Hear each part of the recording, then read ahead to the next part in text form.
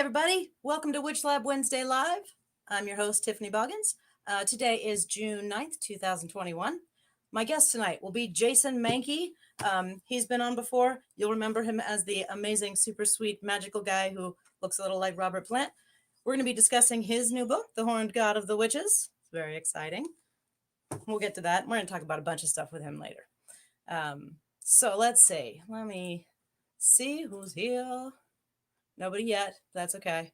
I find that everything shows up a little slower. So, oh, that's Mark. Hi, Mark.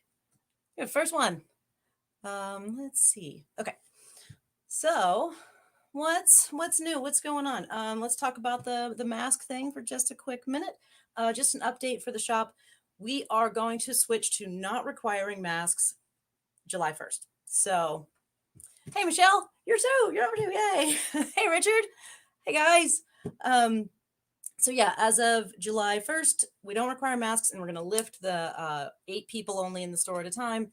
And I know a lot of people are still going to wear masks. I am definitely still wearing masks to certain places like grocery stores and things like that.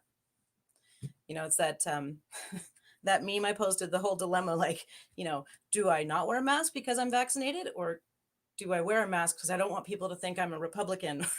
Like, it's weird because I can't help it. Almost when I see somebody without a mask, I'm always like, oh, like I have a start and then I'm fine. It's just I think it's going to take a little while for all of us to get there. It's a freaky thing.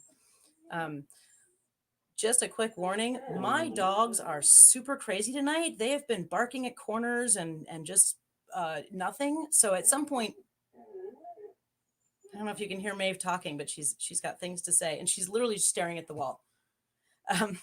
So at some point, I may have to jump up and let them outside. But just a warning there. All right, what else is new? This is something I've never asked any of you to do before, but it's something that I think I should be. I think that if you guys could just share the live feed to your pages on Facebook, that would be awesome. Just hit share now. You don't have to write anything, just share it. Matter of fact, I should be doing that right now also. And the reason I don't normally ask people to do that is because it feels weird. Self-promotion is a hard thing. It feels vain and it feels weird to be like, oh, show me, do that kind of thing. But I have to remember that it's not about me. It's about those that I'm giving the platform to. It's about trying to reach people who are looking for guidance, looking for teachers, looking for witchcraft. So I'm doing it right now while I'm talking to you guys. Share. Done.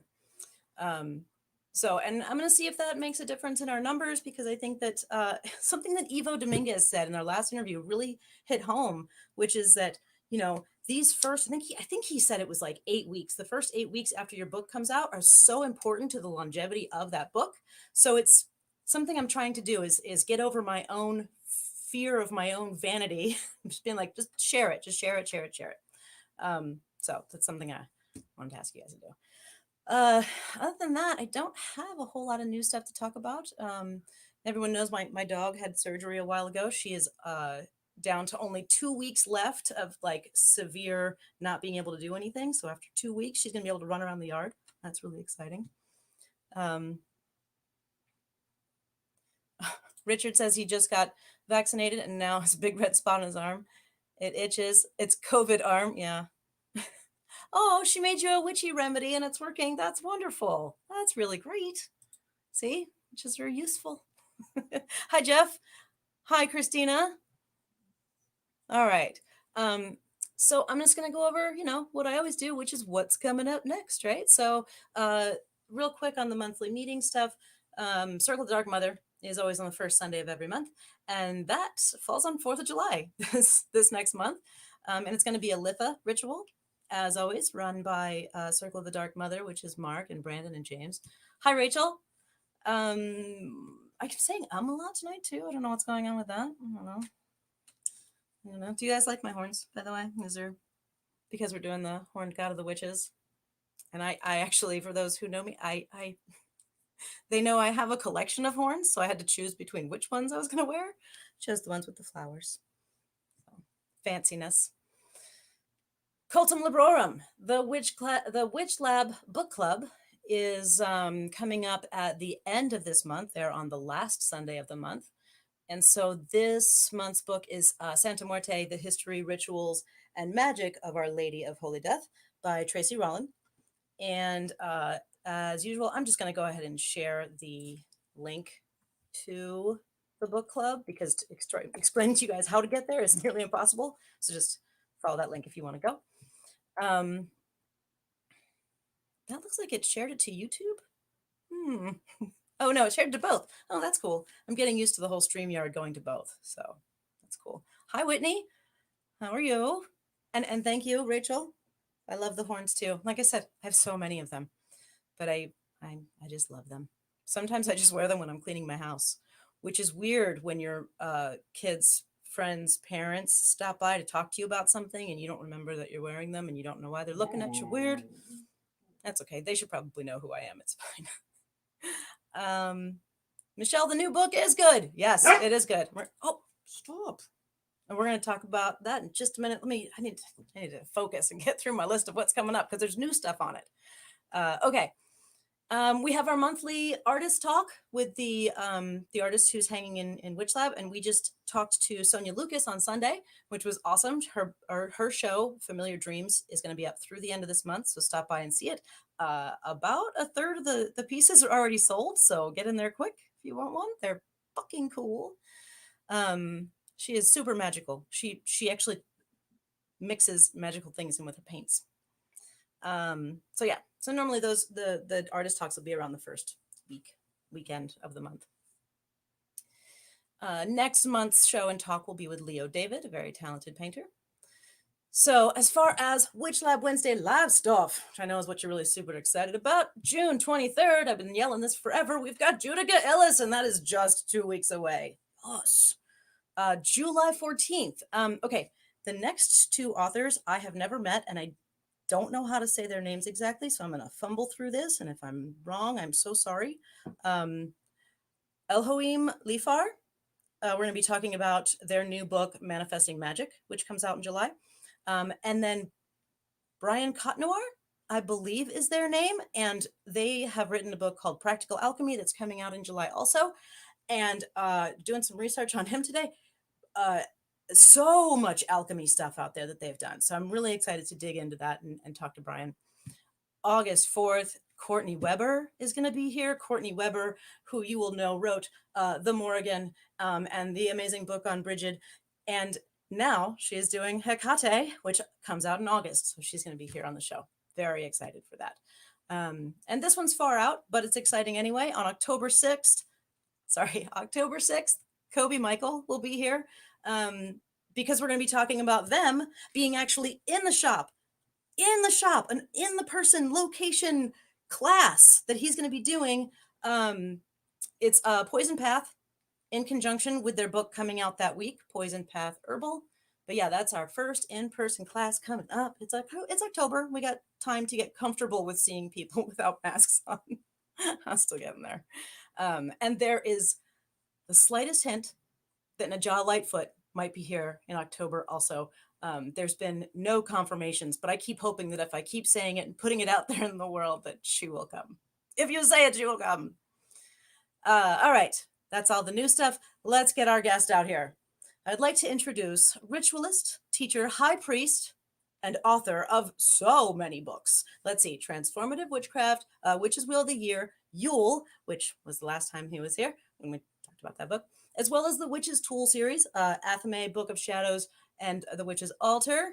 And now his newest book, which got released yesterday, and he's on my show. Thank you. Hello, the day after. Ugh. Friends, allow me to introduce Jason Mankey.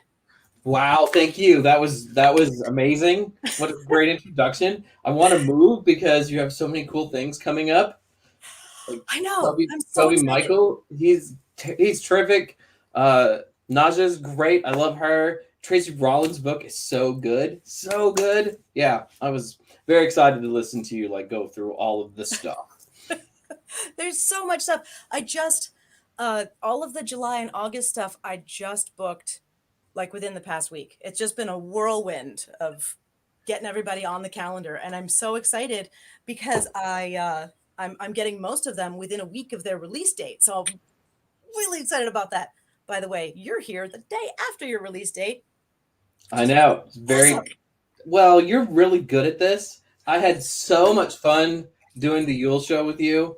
As I told you backstage, your green room is great too. There were like really nice hors d'oeuvres and drinks. Sometimes you do people's podcasts or streamed shows, and it feels like they've never read anything that you've written and know nothing about you. So I appreciate that you're always prepared and you ask great questions and you let your guests speak. Sometimes you just kind of get talked over the whole show. So you're just great at this. So I love doing your show. Anytime you're desperate, just let me know. I'm fine with that. Thank you. I really appreciate that. Yeah. Steve Intermill also offered me his services in desperate times. He's like, you ever need somebody? I appreciate that. I think my memory is not awesome, but I think that you are the first repeat interviewee that I've had. Wow. Well, I feel doubly honored now. I feel really blessed. I feel honored that you wanted to be on again.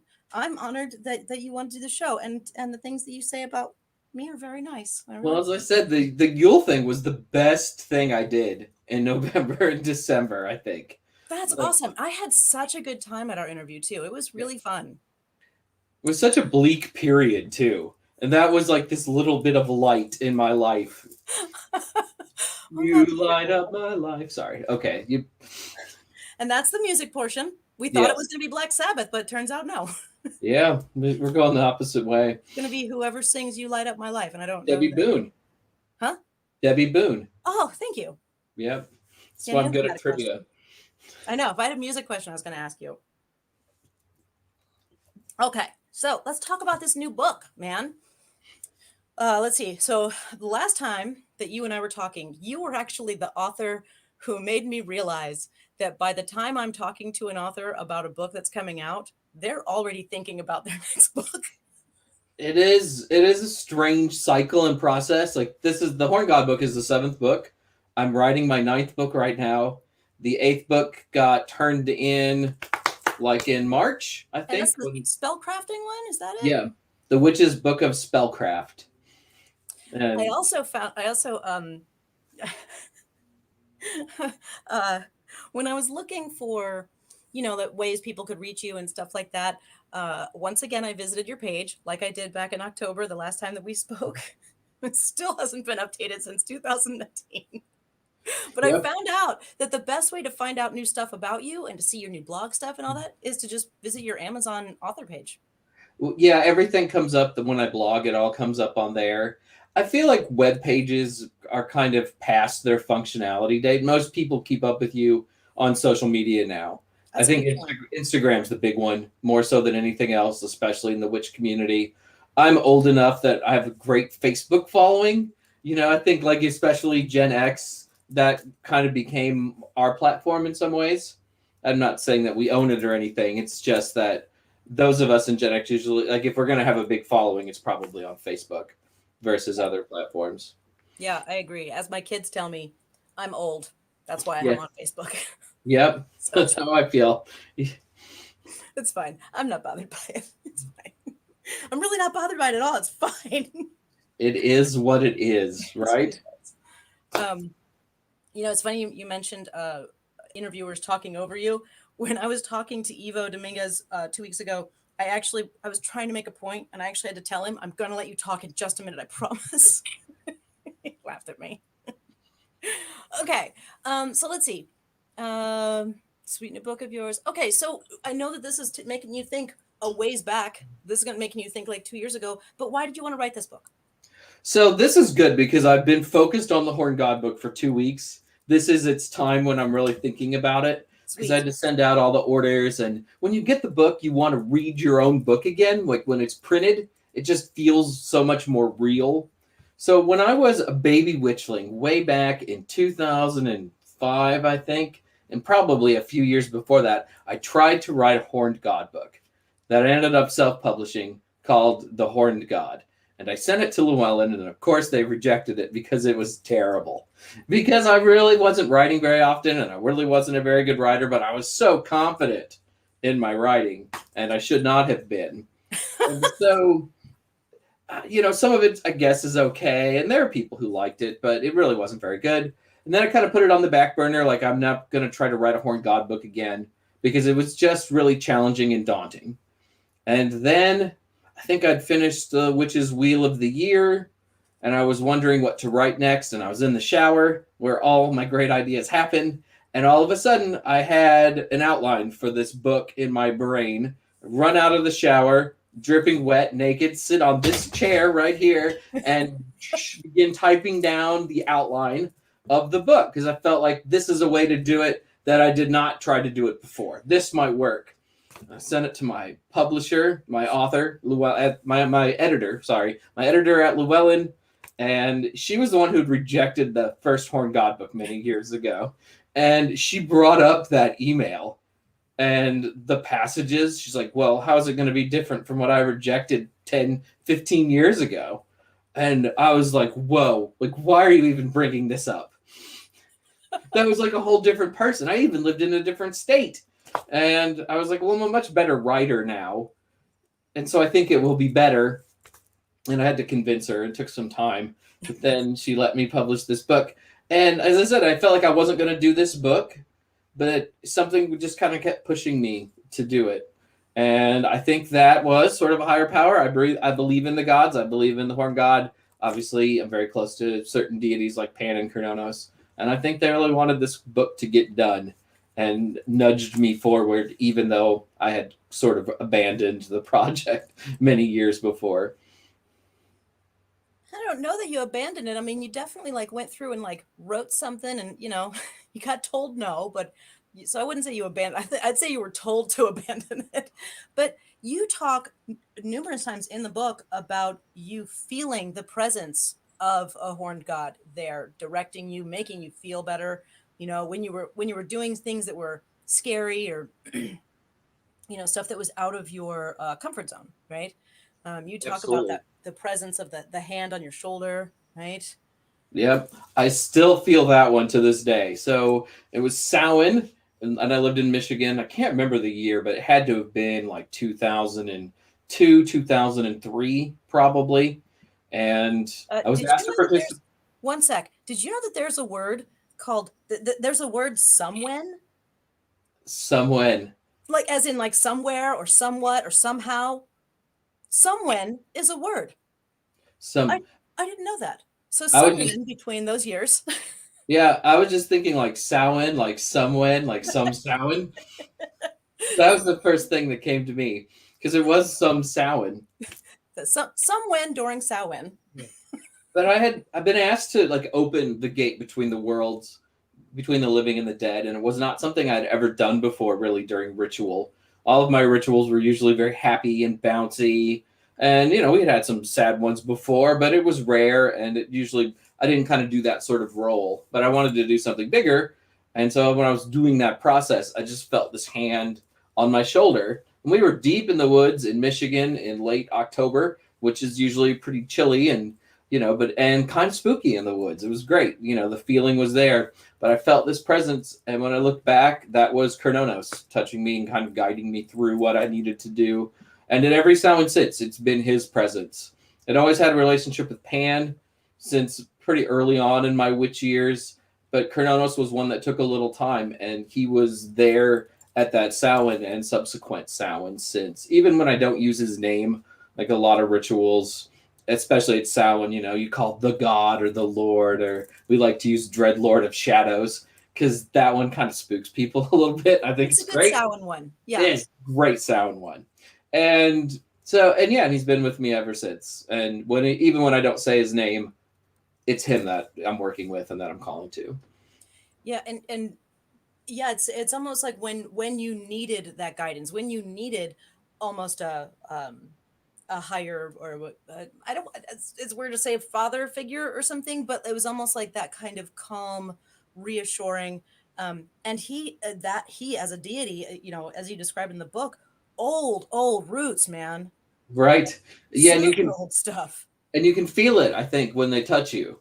And I know that, part of the book is about dealing with kind of how gods evolve. And you can look at a figure like Hearn, who wasn't really in literature until 1598, when he's written about in Shakespeare's Merry Wives of Windsor, right? So was he older than that? Where does he come from? But I know people today who worship Hearn. I mean, and I've experienced Hearn in circle, so I definitely know that Hearn is a god, even if Hearn doesn't date back to the year zero. But sometimes with a figure like Hearn, who just seems a little newer, their energy feels a little bit newer, So a I little think. stronger. Not Or stronger, but younger, maybe. Like there's sort of this like old energy that comes in with Pan and Kernonos. Mhm. And with Hearn, it sometimes feels a little lighter, a little younger. Not that he's not his own sort of can be a vengeance deity in his way. I mean, he took revenge on the people who murdered him, Yeah. right? So he's Yeah. not all happiness and light. Let's play in Windsor Forest. But there's just something that feels younger, I guess, about him than Kernonos or Pan. And you talked about the possibility of somehow him and Odin having a sort of, similar, because they both had the tree situation, right? Whereas Right. Odin seemed a little more uh, willing, right? That's true. There's a book called In Search of Herne the Hunter by Eric Fitch. It was a Capel Band book that came out many years ago, probably 20 years ago. It's out of print now, super expensive because Capel Band went under, like when the founder died, the publishing house died with him. But he makes that suggestion in his book because the Vikings who worshipped Odin lived in that area of England for a period of time. And also we associate with Herne with the Wild Hunt, and we associate Odin with the Wild Hunt. So Yeah. there's also kind of some similarities there. It doesn't mean that Hearn is exactly like Odin, but there could be an echo of Odin within Hearn. Yeah, I like that. I like that terminology, that there's an echo of them because there's similarities in their stories. Um, I also really liked that little tidbit you put in about Odin losing an eye, but that a wink is almost conveying hidden wisdom, and it does. A wink is like you're in on it, kind of a thing. Right. Yeah. I thought that was cool. That was I have a list of things I learned from your book, and that was on there. I'm glad someone learned something from the book. I, I, I will say though too, when you talk about the history of gods, and I ended up deleting my first draft of the book because of this. I'm trying to approach it from a research perspective and look at history. And sometimes when you do that, it feels like you're not a believer. Like, maybe Hearn has an echo of Odin. I don't know how gods are formed or shaped. I assume that they are beyond me, but I also think there could be connections in some strange way. So when I talk about them sort of in a very clinical way, I'm still very much a believer. And I'm always scared that that part isn't going to come out in the things that I write. Are you afraid that it sounds like you're trying to uh like bolster it or something? So, because it, like almost like uh you're afraid it comes off like you need more explanation. I feel like I might be minimizing deity. And Okay. I think you see that a lot, like when you challenge someone's long held beliefs that aren't held up by history. I mean, we grew up in the 90s, right? And one of the things was, the horn god dates back to 15 or 20,000 years ago, right? And perhaps the idea does, but there's also like this 10,000 year period without horn god figures. Right. So if it started 15,000 years ago, it really was very quiet for a long time. And some people don't like hearing that, right? I mean, they want that history that, it started here, and Pan and Kernonos are the same deity, and Hearn is the same deity as them. And when you suggest otherwise, there are people who do kind of react negatively towards it. It's like telling somebody every once in a while that Mabon wasn't a holiday celebrated by the ancient Celts. And, they'll, yes, it was. And, Because you know, otherwise, what good is my life if it's not? yes, that's right. You're minimizing the autumn equinox, Jason. This is And not acceptable. yes, and I love the autumn equinox. It's just they didn't do Mabon. It's fine. It's not my fault they didn't do it. It's just the way it is, man. Yeah. So I also like that you make sure you're it's you can hear the time period that you wrote it coming through in a lot of ways. One of those ways is a quote: "The horned god is most certainly straight, gay, transgendered, and everything in between." I love that. It was just like, let's get this out of the way right now. This is not some macho man bullshit. He's everything, right? They One of are everything. one of the best parts about researching the book and really kind of going back, I mean, I've been researching Horn Gods for years, but I wanted to approach everything fresh, reread everything I'd read 20 years ago when I was trying to do this book for the first time. And I've done a lot of workshops on the Horn God, but I wanted to kind of reset everything. And I go back, and there are female representations of Pan in the ancient world. There are female figures found in the area of Kronos with antlers that could be maybe a female variation of Kronos. There are even green men in churches who look feminine, who are like green women and not green men. And then you have figures like Ellen of the Ways, who I think I would argue is probably a modern goddess, and that history is kind of convoluted, and maybe we'll talk about it later, maybe we won't. But I also think that she's real and she's here for a reason. And there are all these avenues to explore the horned god, and they're not just like the horned dude god, they're the horned one. And I have to think that deity is beyond gender in a lot of ways, right? So why can't the horned god sometimes be the horned goddess? And there are horned goddesses in the ancient world too, right? I mean, Hathor is an Egyptian goddess with the horns of a cow, which is actually a compliment. It sounds uncomplimentary today, but being compared to a cow was important because it meant wealth. Hera is compared to a cow in the Odyssey and the Iliad, for example, too. So there were horned goddesses back then. So why not today, right? And I think it's just another avenue to explore this energy and these powers. And it's really important. My circles need to represent everybody that I know and even everybody I don't know. And I think that the horned god is a conduit to that. Yeah, I love that you included it in there. And it was right in the beginning, and you're just like, let's just get this out of the way right now, just in case you were thinking this is something else. This is for everybody. Jessica really liked Horn God, dude. Yeah. And Mark said, excellent for Pride Month. Right? I hope so. And I think that there might be like this small subset of people who get angry about that, probably. Well, the horned god can only be a guy, Jason. And can I cuss? Oh, fuck yeah. Yeah, then fuck Let it them. fly. I mean, that's it, really. Fuck them. I don't care. I don't want you reading my book anyways. It's not for you. What was Yeah. it? Marcellus was like, I don't want TERFs reading my stuff anyway. What did she say? You were all like the guy who made the black paint. Then he wouldn't let anybody else use it. Oh, somebody knows what I'm talking about. Please. I can't remember what his name is. But yeah, I was like, I don't want you to read it anyway. I don't want this. It's not for you. Fine. Unless it helps you to open your mind, and then you're allowed to read it. I hope it'll challenge people to think about these things, right? I mean, that's your hope as an author. And if it does change a perspective, I think that's really good. There's a lot of things, especially in Wiccan witchcraft, that I would really like to move away from. Maiden Mother Crone, you talked about that too, about how some people don't even relate to being a mother. Right. My wife and I don't have children. Does that mean she's a maiden? I mean, forever. I mean, there she is in her way. She was also, when I met her at 18, I swear she was 35. Not because she looked 35, but because, unlike me, she's an actual adult, a fully functioning adult. And yeah, so I don't think a lot of people really fall into that dynamic. And then there's that whole sort of myth of the goddess and god growing up together and stuff. But why don't the god and the god grow up together, and the goddess and the goddess, and everything in between? I mean, to me, that's a part of the world too. It is, and as important as it is I think it's very important that we acknowledge all genders, and even those who don't even want to be known as a single gender. All of them should be acknowledged. But I think that with the god and the goddess, it's always been about the energy, like the masculine energy, the female energy, which we have in us, right? And the balance between them.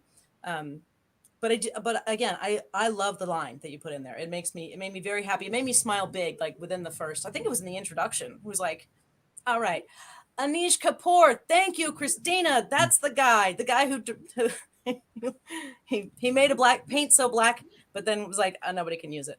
So then somebody else started making other paints, like the pinkest pink and the whatever, and they said anybody can use it but Anish Kapoor. It's funny. Yeah, Van to Black. Thank you, Nicholas. That's exactly what I was talking about. But yeah, which I went into a whole wormhole in today because Mortellus made a comment about, it's for everybody but you.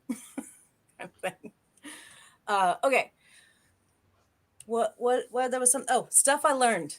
That's what I wanted to talk to you about. Stuff I learned from the book. Let's see. Let's talk about the 28,000-year-old dildo. Yeah, I love the 28,000-year-old dildo. I learned that it's possible that they just had either a sense of humor or something about that because it was used to sharpen flint, right? Right. And that's the one thing that we know it was used for because there are marks on it consistent with that practice. So it looks like it was probably a dildo, right? I mean, it's smooth like a dildo. So you would assume that perhaps it was used for that, but we don't know that for sure. The only thing that we know for sure is that it was used to knap flints. And I remember when that was unearthed in the early 2000s. It was like when social media was becoming a big thing. So everybody had seen it. And I probably had 19 people share that article directly with me. Oh my God, have you seen this? I'm like, yes, I have. I've seen it 19 times in the last 20 minutes. And, everybody thought it was in the pagan world that it was probably used for some sort of religious veneration. But there's no evidence of that either. We don't know. I mean, there's so much that we just don't know about 30,000 years ago or even 10,000 years ago in a lot of cases. So it could be used for a lot of things. But you even say that sometimes the horned god is symbolized by merely a phallus, right? There are times, especially like Dionysus. To worship Dionysus, you needed a phallus. That was really important. Obviously, gods like Priapus are mostly all penis. And there were a lot of sort of carved antlers that were phalluses that really weren't functional for anything other than decoration or perhaps some sort of veneration. So you think that maybe they were used in a religious sense. Using antler, well, it's obviously something that's available that you can use, but it also could be symbolic of other things since antlers are annually shed. I mean, we'll never quite know for sure. But also penises weren't as widespread in the ancient world, like the very, very ancient world as we think that they might have been. The penis as a really common symbol in art and in religious worship didn't really start until civilization, like we had cities and agriculture. We have goddess figurines that show up in the historical record with some frequency beginning, I think, about 30,000 years ago, but there's not really a male equivalent to that. And the phalluses from that era, I think there are just 8 or 9 that have been discovered. Now, if they were all antlers, obviously most of them would have rotted, but I think we would have found some of them. So all we know is that there are marks on it. This is leading up to a bad kink joke. How do we know they weren't that was part of the thing? It's just like, I'm going to sharpen my flint while I do the thing. Could be a part of the thing. Certainly could be a part of the thing. Any way you want to get off. There's no kink shaming. It's great. No. Sharpen your flint on your own dick while you do it. It's good. As long as it works for people, I think that's what's most important, right? The next thing I learned was that the letter A represents the head of a bull. Yes. So like a lot of our letters come from pictures. You've read this book much more thoroughly than I have recently. So I'm glad that you remember these things because I'm like, oh my God, did I write that? But yes, if you think about maybe the letter A, especially kind of in a stylized way, I think you can kind of see a head in it. But most of our letters come from pictures, and then the pictures are gradually whittled away over the years and turn into something else. And a lot of alphabets are related, and we don't think about that. I mean, the runes, for instance, are really related to the Latin alphabet. And, everyone's like, oh, mysterious. And people were using runes to actually write up until the beginning of the 20th century. Right, yeah. Alphabet, and Mark says the Hebrew letter Aleph is associated with ox.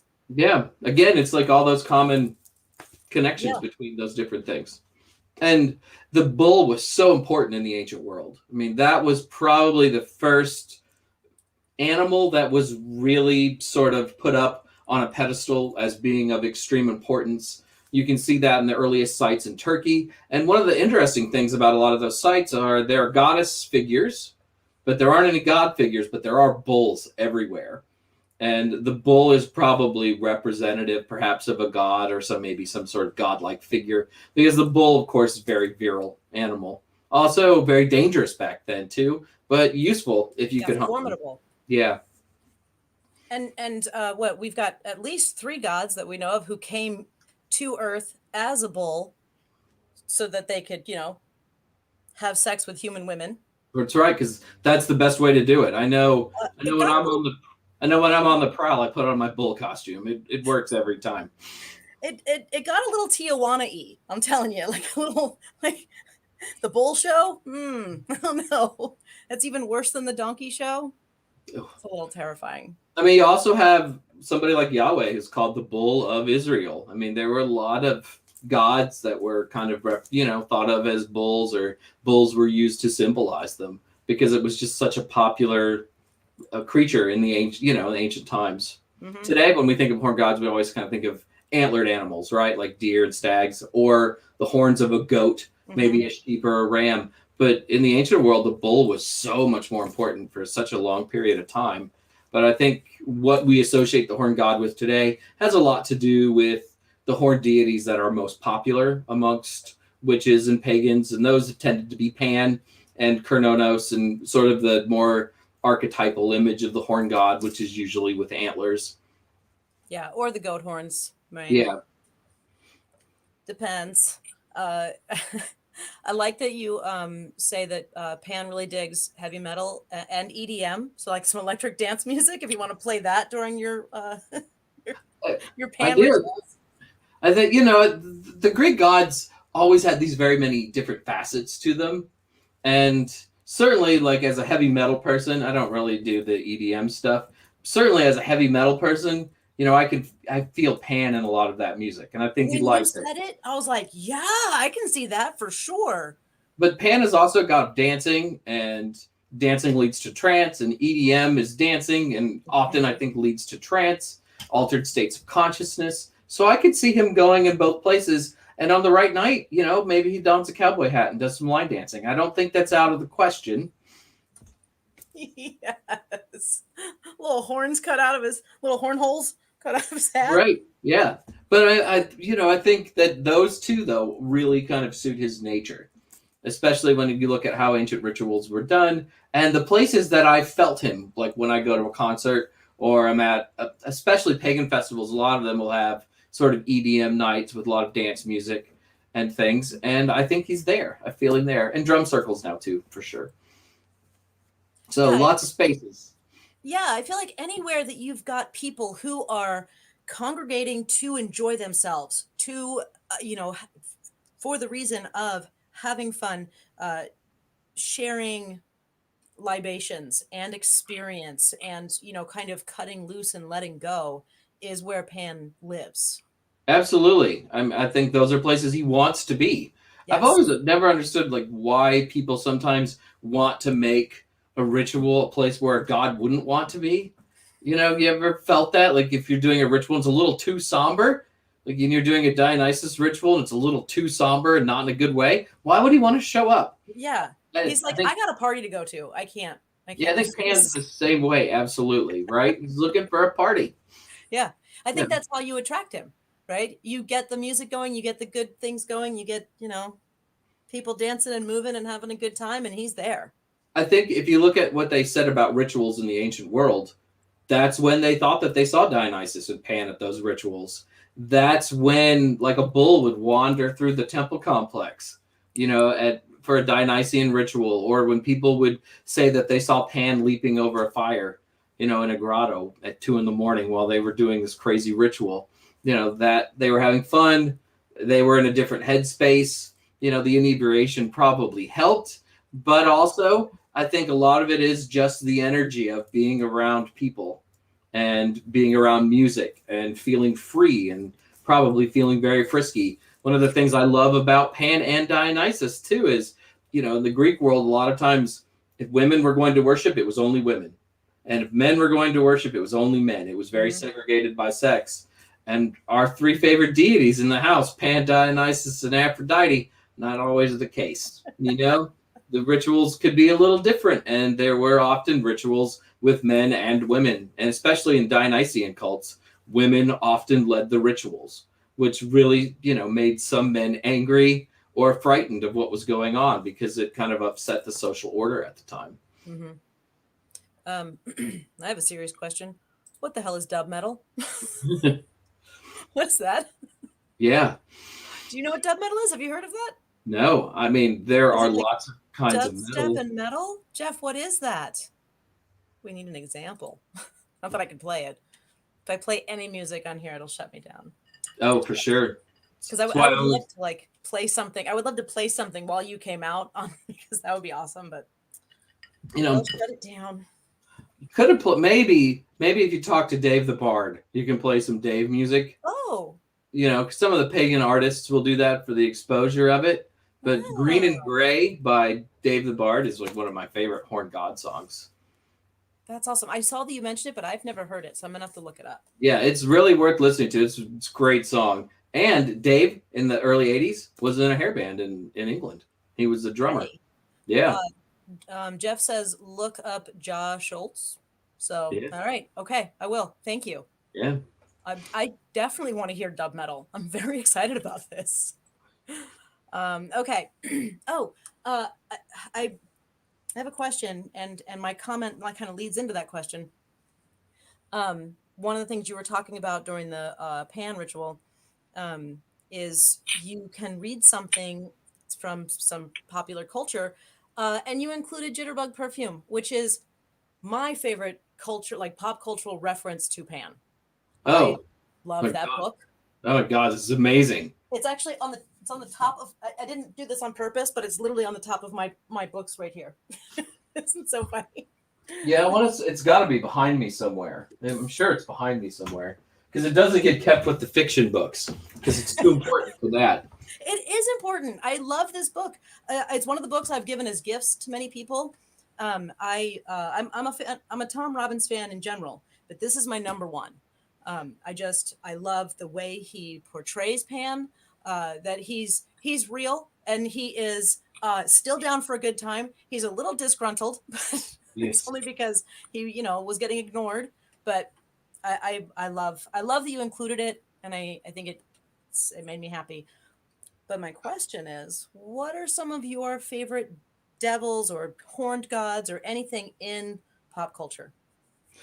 Well, obviously, Pan and Tom Robbins is great. And I wasn't going to read that book when somebody gave it to me because I'm like, I don't really read a lot of fiction. I opened it up, thumbed through it. The first thing I read was they had traded the living wood of the maypole for the cold, dead wood of the cross, which is this just amazing line, right? You're like, whoa, and you're floored. I wanted to include more of it in the book, but Llewellyn is very strict about, how many things you can quote. So that's a great one. Kenneth Grahame's Wind in the Willows, and there's an excerpt from that in the book. That passage at the end where in Piper at the Gates of the Dawn, though, at the end of the chapter where they meet Pan and the animals are like, are you scared? And one of them's like, no, I could never be scared of him. But but I am, right? I mean, it's like the power of a deity right in front of you. And you know that he's the friend and the helper, as Graham describes Pan in his book. But at the same time, it's a god, right? Which is a little bit awe-inspiring and might induce a little bit of panic terror. And then they bow their heads and worship in that book. And that just makes me cry. I read that a lot at Horn God lectures and stuff. That's how I end things because I'm just in tears. It's just such an amazing, moving, beautiful passage. And obviously, as you can see, I love it so much. I really super into it. I'm very, very into that. I'm into Crowley's Hymn to Pan. When I do it public, there are some lines I change because I think they're a little triggering. But Crowley's Hymn to Pan is one of the few things from the 19th and early 20th century that really kind of has a bit of Pan's more ancient nature, because a lot of poets changed Pan, especially at the beginning of the 19th century. He's just the god of the countryside, and he's so nice, and he should be out with you, and you should just run through the woods with him. And a lot of the myths are nymphs running away from Pan.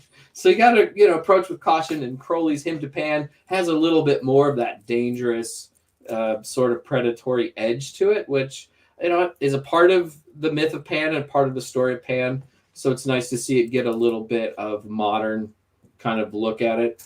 It's really strange when it comes to horned figures in modern media, because you still see kind of the horned god being the devil a lot of the time, especially sort of artistic versions of Pan. I don't know if you've ever watched, is it Fear? I think maybe it's called Fear. It's like a CBS show, and they're investigating demonic possessions, and it should be terrible, but it's amazing. So good. It has the actor who played Luke Cage in the Netflix Luke Cage. Yeah, and he's a handsome man. I love him. I loved him in Jessica Jones. Oh yeah, he's fantastic. Yeah. But that show is really good. But in their dreams, they see this Pan-like horned god figure, and that always kind of makes me sad in a way. And and you still see it, and I don't know why people are so obsessed with that so much. So I think it's because that's most of our culture, is that when you talk about a horned being, suddenly that's a demon or a devil or Satan himself. Evil. Yes, that's what it's called. Evil. Thank you in the chat. The new season. Yes. The new season starts in June, like in a couple of weeks. I'm so excited because the first one was so good. But those, I'm trying to think of like other favorite like horror. Oh, Black Phillip. How can I forget Black Phillip? I fucking love Black Phillip. I went so far as to buy a Black Phillip plushie that I take with me to festivals and just pose him in various places. I love Black Phillip because he's so empowering, right? Mm-hmm. I mean, there are people who probably are like, wow, the witch is terrible because, all those evil Puritans died. But they empower. Like the witches are empowered in that society, which is great. And they're empowered through Black Phillip. And do you want to live deliciously? Yes, I'll have some butter. I want to live deliciously. That was the big tempter at the time. Yeah. Butter. And I love that movie too, because it's Margaret Murray's The Witch Cult in Western Europe, really brought to life in a lot of ways. Oh my God, you're right. Especially the portrayal of Black Phillip when he becomes a man, right at the end. Like he's kind of dapper. He looks like he's probably a good-looking guy, and you just scribble your name in the book, right? And a lot of that movie, they used actual lines from witch trials. They used real dialogue they didn't write, that they took from other sources, dealing with witches and ideas of what the devil was during that period. So I, as a little history nerd, I love that movie so much. I saw it on the big screen, went with a couple friend of ours who were not witches. They were weirded out, didn't know what they were watching. And I'm like, yeah, woo! It is an experience. Yeah. I got to tell you, I didn't know the thing about the actual excerpts from witch trials. It makes me like the movie more. Yeah. It really does. Really clever. It makes it make more sense to me. It makes it feel like, oh, that's why they're that. Okay. Because there's times where I'm just like, what the fuck are they talking about? Like, why would they say that? I get it. Yeah. Terrific movie. I mean, that's probably my favorite horned deity of the last 5 years for sure. That movie just rules. Trying to think of others. There's Darkness from Legend. Yeah, that's the Tom Cruise movie, right? Yeah, that just. And Tim Curry plays Darkness. Yeah, and Tim Curry's great and everything. I don't know. I think I saw that movie as a kid and I thought it looked cheap, right? Because, I wanted a fantasy movie that looked as good as Star Wars looked. And I felt like I never got that until Lord of the Rings, right? And so I was always a little disappointed here and there. There was Venger in Dungeons and Dragons. He had horns, the cartoon back in the day. Okay. But I he was a don't remember bad that guy. cartoon. I don't think I watched it. Yeah, it wasn't on very long because it was during Satanic Panic and everybody was scared of Dungeons and Dragons. Because, if you're going to be worried about kids doing satanic rituals and sacrificing babies, the ones playing Dungeons and Dragons are always the ones to be really worried about. Yeah, right. They're the terrifying ones. Yeah. Dean says that Tim Curry didn't have to wear prosthetic abs. That body was all him. Nuh-uh. Nuh-uh. He was huge. 100% Curry. Yep.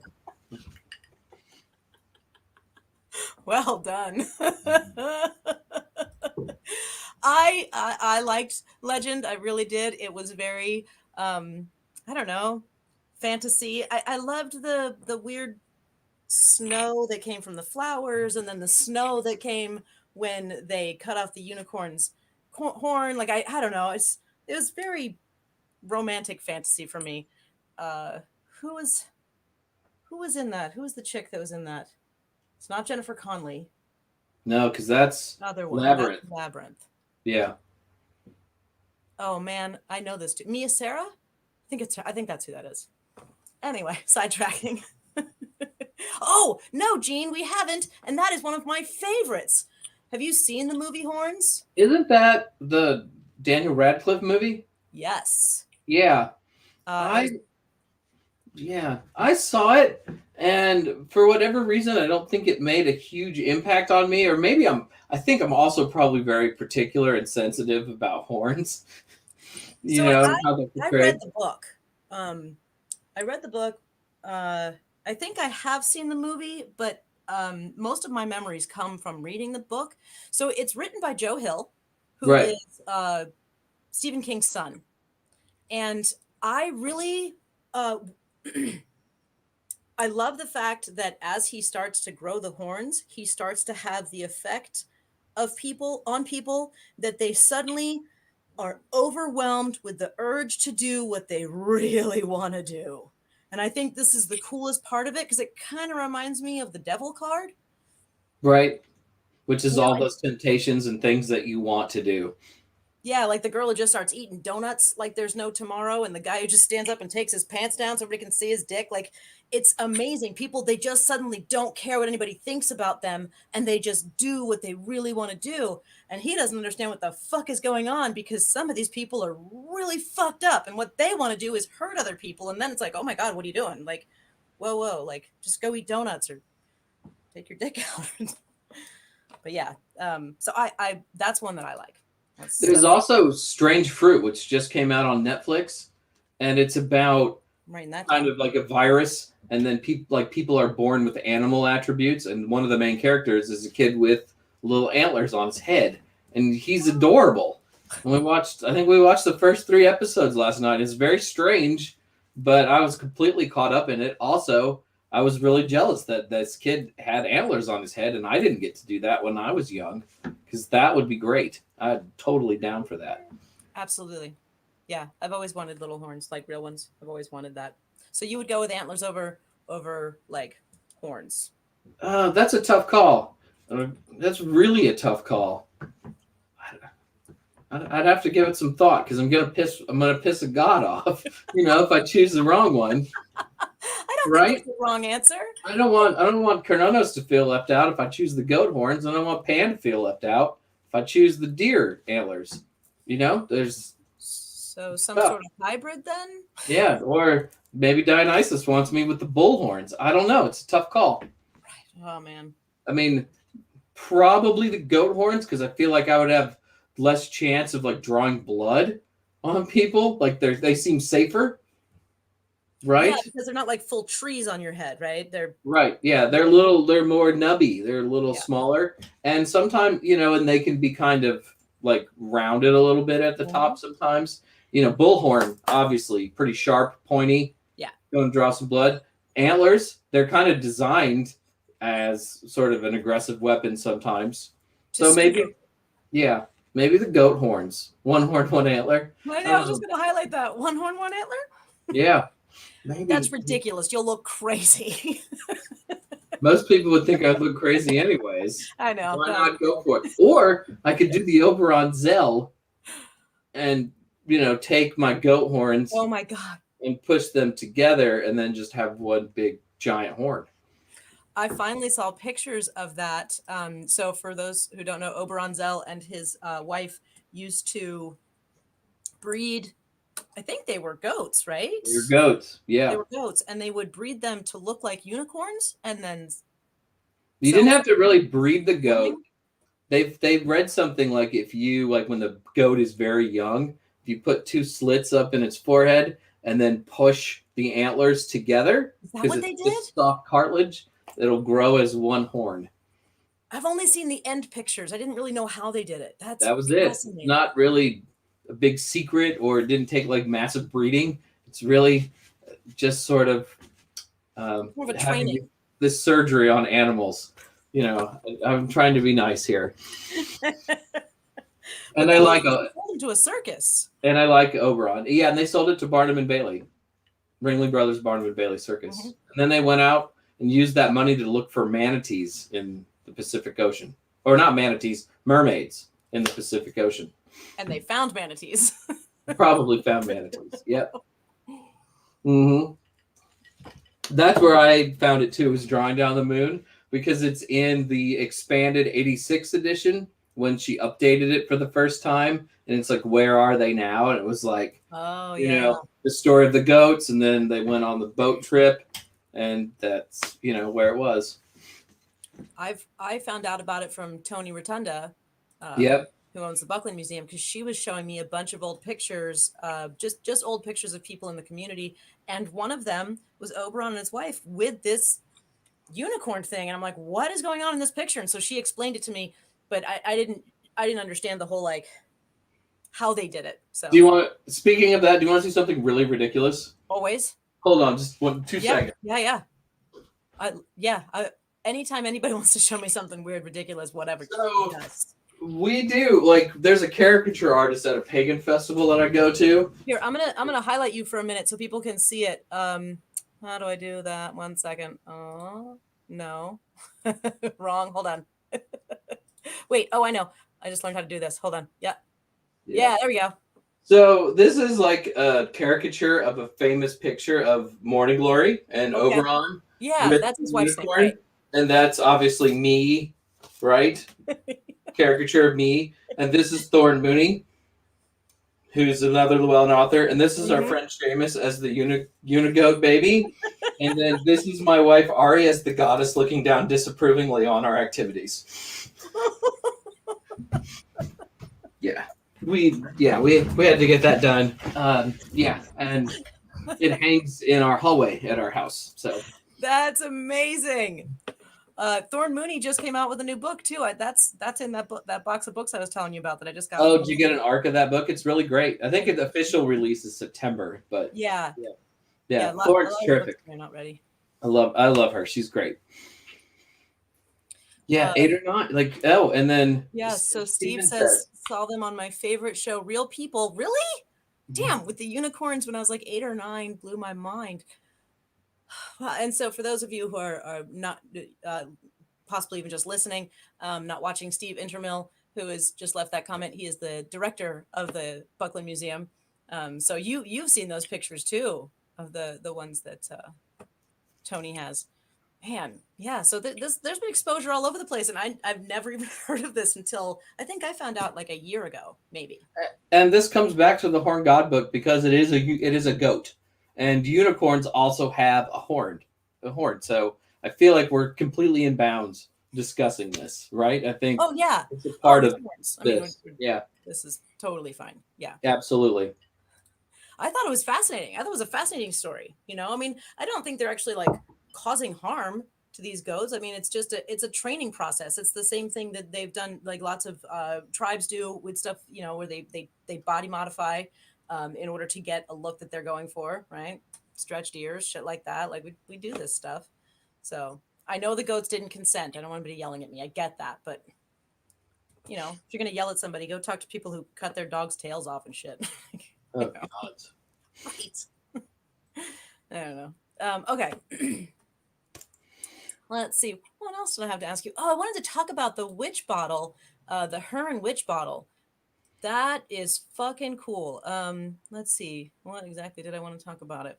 Oh yeah, yeah, yeah. When you're talking about using vinegar to fill your witch bottle so the negative energy will bounce back to your tormentor, rotten and nasty, because people tend to stop being assholes when that sort of behavior results in bad luck for them.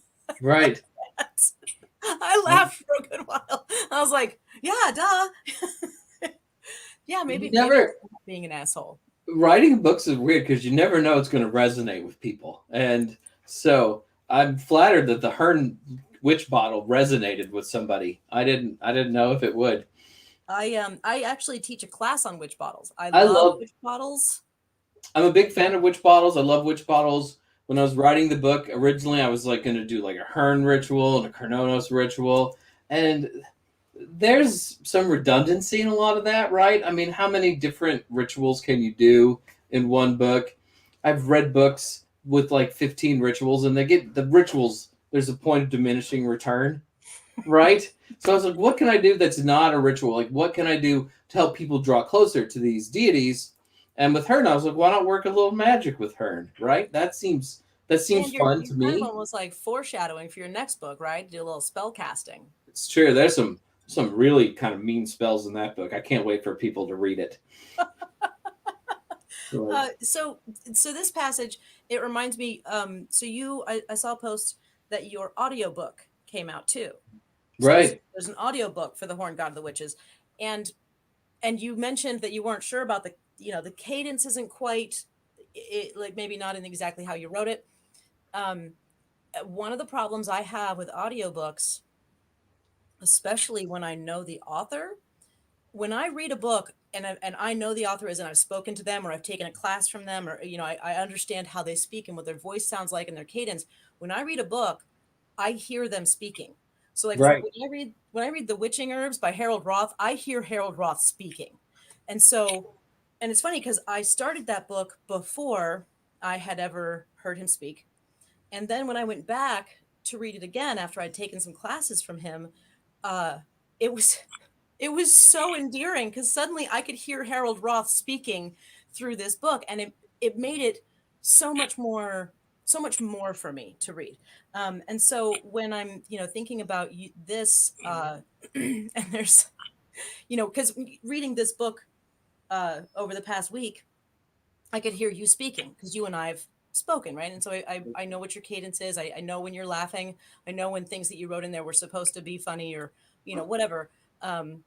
But there's a couple that made me laugh out loud because I could hear you saying them. One was talking about punching Pike in the face, which Right. was Yes. Yeah. hilarious.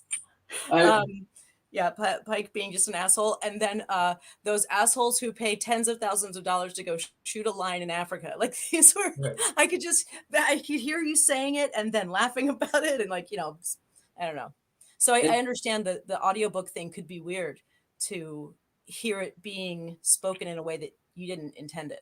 yeah. I thought about buying it at one point because I wanted to hear it all because I've never had an audiobook before. I mean, Mhm. I've written a lot of books. I'm not like a really great selling witchcraft author. I have a niche. Some people like me.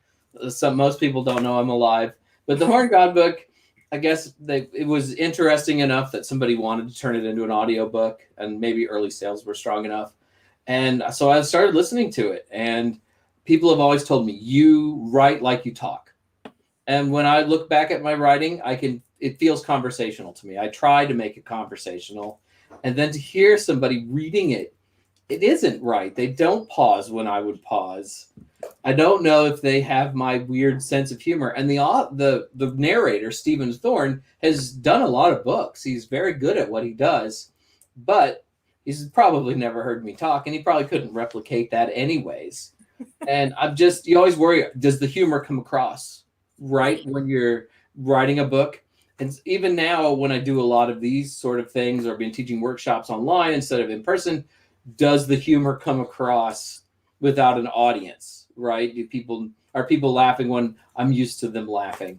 Are people getting that punching Albert Pike in the face is mostly a joke, but not completely a joke? Right. Because He I'm deserves a half punch laughing in the because I think face. you should punch him in the face. Right. You should punch Albert Pike in the face. Stop. And the footnotes are full of jokes too. I know. The bibliography is full of jokes. Like there's so many absurd comments in the bibliography. All right, I didn't read the bibliography, so Most people don't read bibliographies. It's my place where I can really say ridiculous things. Is the bibliography. This is my place. Lori says, I laugh as I read your books. Yes, Right? that's And what I when want. That's Yeah, desperately what I yeah. want to have happen. I think that's one of the reasons that, these online classes are so difficult is because you can't see your audience. You're not getting feedback on if what you're saying is funny or interesting or doing the thing you want it to do.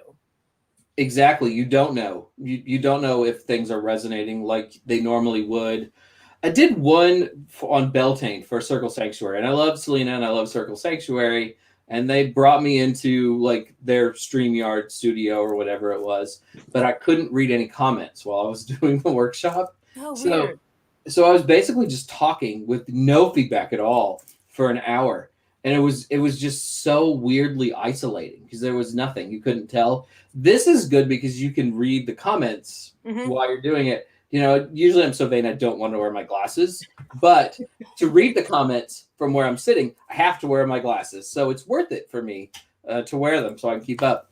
And I like that. I mean, this is close to what I'm used to, having those comments in real time. And you laugh at my jokes too, which is really nice. I think it helps that you're drinking wine while you're doing this show. Is it wine today? It's bourbon today. Wait, Oh. here we go. I knew I really liked you because I mean it's a big glass, right? And there's a lot in it.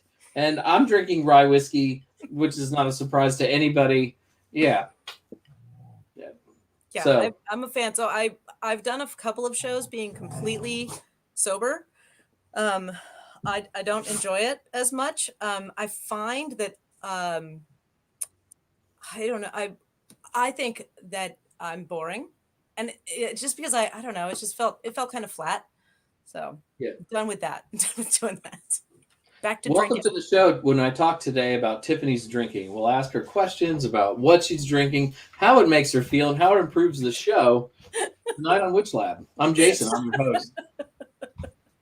Oh no, this is an intervention, isn't it? No, it'd be for both of us then. I don't want that. I don't want intervention. I don't drink that much. I drink when I do shows, and I drink when I hang out with certain people, but I don't drink every day. Oh God, I can't even just drinking 2 days in a row is hard. I'm like, ugh, I need like a week off. You have pretty recently left your Pathos position, right? Right. Yeah. Can we talk about that? We can. You're the first person to ask me about this. Oh. So you ended your term as channel manager in April. And my biggest question is, what is a channel manager? So I was responsible for scheduling our social media. Okay. Helping writers with posts, bringing in new writers. So it was a variety of different things. It was a 10-hour-a-week job, allegedly. Some weeks. Allegedly. There were some weeks there was less than 10 hours of work. There were other weeks when it consumed, 40 hours of my week because, there was a blow up over an article or something, and I was also responsible for sharing information from Pathos with the writers. And after 6 years, I felt like it was enough. I'm a sensitive person. I don't think anyone believes this, but really? Yeah, that I'm sensitive. Yeah. You strike me as a very, and I don't mean this in a bad way, but a very sensitive person, as in like very loving, very open, very vulnerable, very genuine. Thank you. I try to be, but it was tough because like people who pay attention to blogs have an interest in Pathos because it's been the largest pagan blogging site for quite a while now. It's the last sort of shared blogging network that's still standing that has significant readership. And so a lot of people were invested in it, and a lot of people were invested in hating it. And that wore on me. I mean, that was exhausting. It was really tiring. Um, I'd cry. Pathos made me cry a bunch of times because sometimes people, if they didn't like something, would make it about me too. It was very personal at times, Ugh, and I didn't. I don't want to say, well, that's not fair. I mean, I it's don't know if it not was. fair. It's probably maybe it was, maybe it wasn't, but I'm still human, and it hurt me. And after 6 years, I was like, wife. I don't really call Ari wife. I do call Ari wife a lot. We call each other wife and husband. I was like, wife, can I quit Pathos? And she's like, would it make you happier? Will you actually take vacations? Yes, absolutely. Do it now. She's completely supportive. Because, I mean, we would go to Greece and I'd take my laptop with me. And 10 at night before going to bed, I'm scheduling posts for Hmm. Pathos, right? It was like, I was very dedicated to it. But 6 years was a long time. And I decided that it was probably time to go. I also didn't like that people thought that if I said something, it represented the entire channel. Like if I wrote on my personal blog, that's me, just Jason, not Jason who has a job, right? And people couldn't separate the two. And that was also really frustrating. I thought that I was too associated with the channel. And I didn't think that was fair to the channel. I didn't think it was fair to the other writers. I didn't think it was fair to the dogs. I didn't think it was fair to me. So that was another reason that I ended up leaving. They were really disappointed that I left, which was nice. I mean, somebody who's dedicated to their job, you never want to lose them, right? But it sounds like being the front man was taking a lot of brunt. Oh my God, Maeve's very upset for you. She's really bummed. I'm gonna It, go let her out real quick. I'll be right back. for sure, for sure. Come on, let's go outside. Come on. So it's France is like a theater. as Tiffany lets people out, lets the dog out. It's nice seeing all of you like in the chat because we get to see that, and I recognize so many of the names, and so that's really great that you're here. It makes me feel loved. This is a big week because I'm just so proud of this book. I mean, as you can see, this isn't actually the book because I've given away every copy I have and can no longer find mine. But I have. So yeah. You being the front man is really hard because, like you said, if another author puts something out or whatever happens, that you're the one that they're going to get mad at. And that's that would bother me a lot. Like that would really make me upset. Yeah. And sometimes there were people who didn't like what one writer would say. And there was a point, and I think I'd already put in my resignation, but one of the writers wrote an article where he said, I don't think the CPAC stage was a Nazi rune. Right? And it kind of looked like a Nazi rune. Do you remember that story? It happened in January. So the CPAC is this conservative thing, and they had this very weird stage configuration. And if you looked at it right, it looked like a rune that the Nazis used. Oh, and, okay. I remember this, yeah. And one of the writers wrote something about how he didn't think that it was that, and that you also had to take some liberties to get that interpretation. And there are people who were on the Facebook page like, you, sir, are a Nazi for believing that it wasn't a Nazi rune. You're just helping them cover it up. Yeah. Yeah, and it was like that was like a really painful thing to see someone called a Nazi. This isn't someone I always agree with or anything, but I mean that's a pretty big accusation. And having to read that Facebook page every day was really, really toxic, right? And it just like broke my soul sometimes. And like I would see friends that I've known for 15 years write things like that, and I'm like, this guy, whether you agree with him or not, is not a Nazi. I mean that. Oh, gods. So getting to stepping away from it was really good for my mental health. And I've felt so much better since. And I'm also just writing a lot of books now too. So, I'm having a book come out every 9 months. That's a lot of books. That's a lot of books. Yeah. And it was hard balancing everything. And this is a lot easier not having to do that. Yeah, the having to listen to people's feedback, especially when it's faceless, when they can say whatever, and they don't have to say it to you directly, because people take that as a license to just be complete dicks. um I am also pretty sensitive, and stupid things like uh somebody writing mean stuff about the shop, in like Right. a Google review. Every time I see a Google review come through on my email, I have a little panic attack where I'm like, oh God, what? And usually like 9 times out of 10, even, it's wonderful, it's beautiful, it's so nice, but sometimes it's something that is really mean, right? And you're like, what? But I get, but I had somebody leave us a 1-star review because we didn't engage with her enough when she was in the shop, and she felt ignored. Right. And I'm And like, you don't ever try to ignore anybody, right? no, we actually have a speech that everybody hears when they come in the door. Like, here's this, here's that. If you need anything, let us know. We're over there. We're like super engaging and stuff. And I'm like, I don't know how she didn't get enough, but I felt terrible about it. It's just like, oh my God, like, and this was a day that we had multiple people call out. The people who were there were trying to unpack orders. It was madness. And but still, I felt gross for like a week. I was just like, oh, I just feel so sick. Feedback sometimes sucks.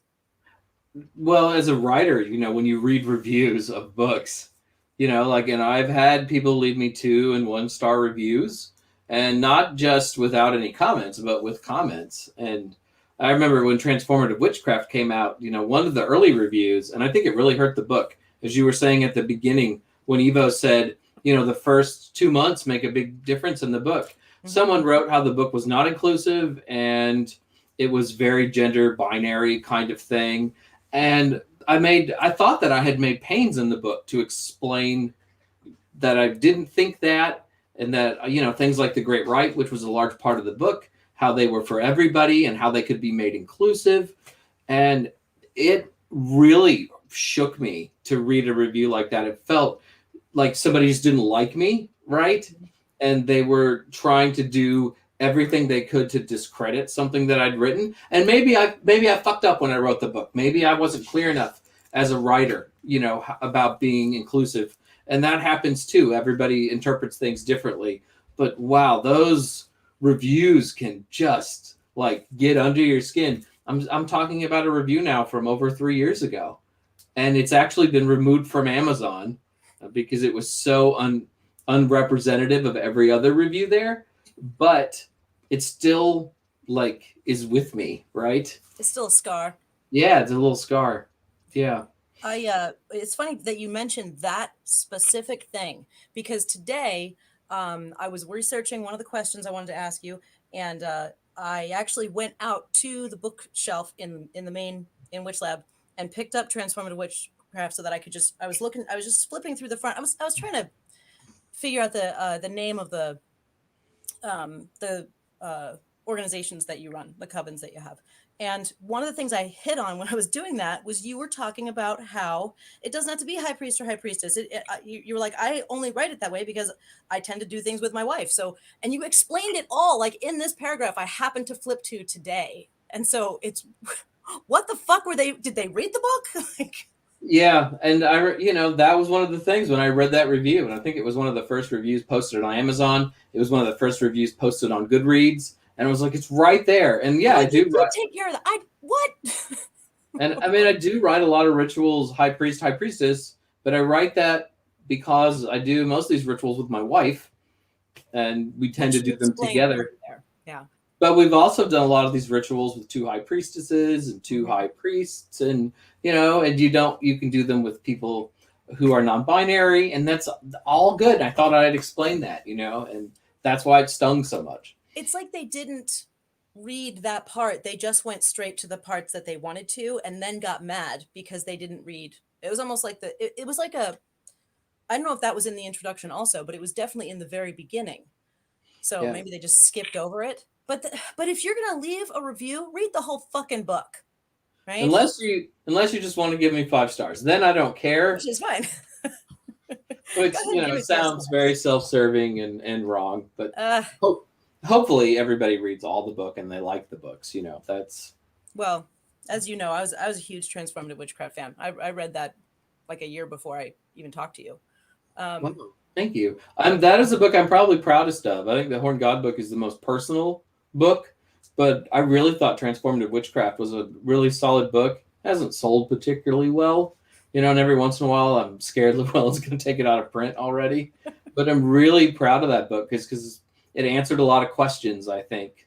Great Right, Cone of Power, Drawing Down the The Moon, history things was what that, I loved in it. Like I would sit and read I would read, a couple of chapters and then I would have to stop and actually talk to the person I worked with and be like, okay, here's what, and I would like hash out the whole thing, like with, the new forest and all of that stuff and Gardner, because you laid it out so beautifully. I understood more about the origins of Gardner and stuff like that after reading your book. So still surprised they let me publish that part of the book. Because that's my favorite part. yeah, there's like one note in my notes that I got back from Llewellyn. They're like, usually history is boring, but you do this very well, Jason, which was such a nice compliment. It is, yeah. So we have a couple of comments I just wanted to touch on. Betty Ann says, never stay at a job that makes you sad. Yeah. Pathos is making you cry, then get out of there. It only takes one asshole to ruin a good feeling about work sometimes. Oh my God. It's true. It only takes one, because you can have like 100 people who are like, yeah, this is awesome, but that one person can just fucking throw a wrench in the whole thing. Yeah. You remember the criticisms. You don't ever remember like the things people said that were nice. They're so fucking cutting. I remember Jason Miller. Somebody on Facebook was saying that they got a bad review, and Jason Miller was like, I got a 1-star review because of the way their package arrived from Amazon. Yep. It doesn't take much. Are you fucking kidding me? Like he had the author of the book had anything to do with that. Fuck. Jason Kincaid says, greetings and salutations. Welcome to the party, sir. Mark wrote Embracing Lilith, and I had someone say about Embracing Lilith in a review. They said I wrote from a male-dominated perspective, which Mark is one of my very good friends, and that's ridiculous. The entire thing is about Lilith, has nothing to do with a male perspective.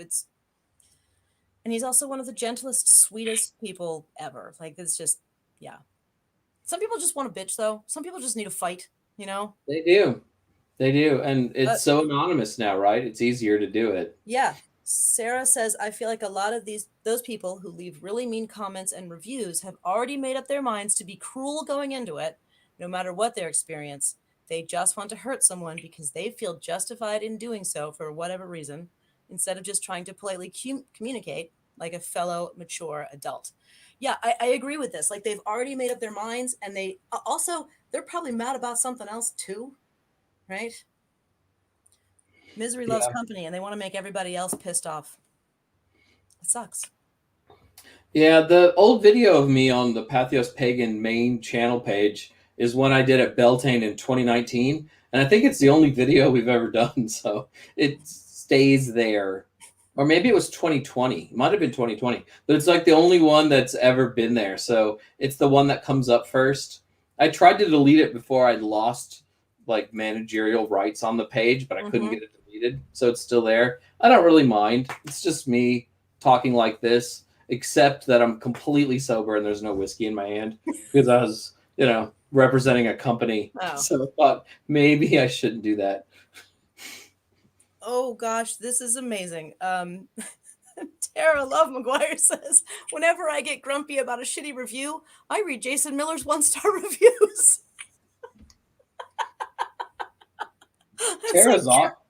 Tara's awesome though, so you know that she's gonna say something awesome. Oh my God, I love Tara. Tara, we love you. Yeah, fuck, that's hilarious. And Jason would be totally fine with that. He'd be like, go for it. If it makes you feel better, get right onto it. And this is for Mark. Yep, it's true, Mark. I always feel heard and seen by you. You're a joy to know. That's absolutely true. Mark Williams is a joy to know. I'm actually going there next month for dinner and ritual. Very excited about it. Isn't that great that we can do that again? Oh my God. Oh, so that's the next thing I want to talk to you about. So you still have Raise the Horns on Pathos, Yes. right? So you still have your own thing. And your newest article was about finally getting to see your people and do ritual together. Right. Yeah, it was a big deal. I'd gotten my shot like I think like 2 weeks before or something, and but I didn't have my second one yet, so it was still a little hands off. Mm-hmm. And we have some older members of the coven. This is California, so like general vaccination wasn't until April 15th. So some of us were vaccinated, some of us weren't. But the fact that we could just be outside without completely freaking out over it was really great. We hadn't had a ritual together since Samhain, and when we did Samhain, it was all with masks, and it was like, don't be early for the ritual. Come into the Without hanging out. backyard right on time, and we'll start the ritual. And when it's over, you've got to get the fuck out because we're going to be done. That's it. Because we'd had like a small sort of reduction in cases where we were, so we felt like we could do that. But we hadn't really seen each other without masks for a long time, other than some online rituals, and they just don't feel the same to me. So being able to do ritual again, and I mean, I think I cried 2 or 3 times. I mean, it just so emotional. I'm going to be emotional at Litha. I'm going to be emotional when we do Lamas, like all of them probably for quite a while. But it just felt so good to be back. And I think I hugged somebody that night just because I couldn't resist. I was like, I don't have my second shot, but you're fully vaccinated. Can we hold our breath, put on our masks, and hug? And so we did that. But yeah, I love group ritual. But to me, I feel kind of most alive practicing witchcraft when I'm doing group ritual. Mm-hmm. And to have not be able to do it for 15 months was really hard. I remember thinking, I remember when the shutdown happened. So we closed Witch Lab March 18th of 2020. And I remember people saying, oh, this is going to last until June at least, of 2020, and Mhm. wanting to cry then. Like, Right. stop saying that. Stop saying that. I was so mad. I'm like, fucking stop saying that. Here we are, June, the next year. And it's finally starting to come to an end.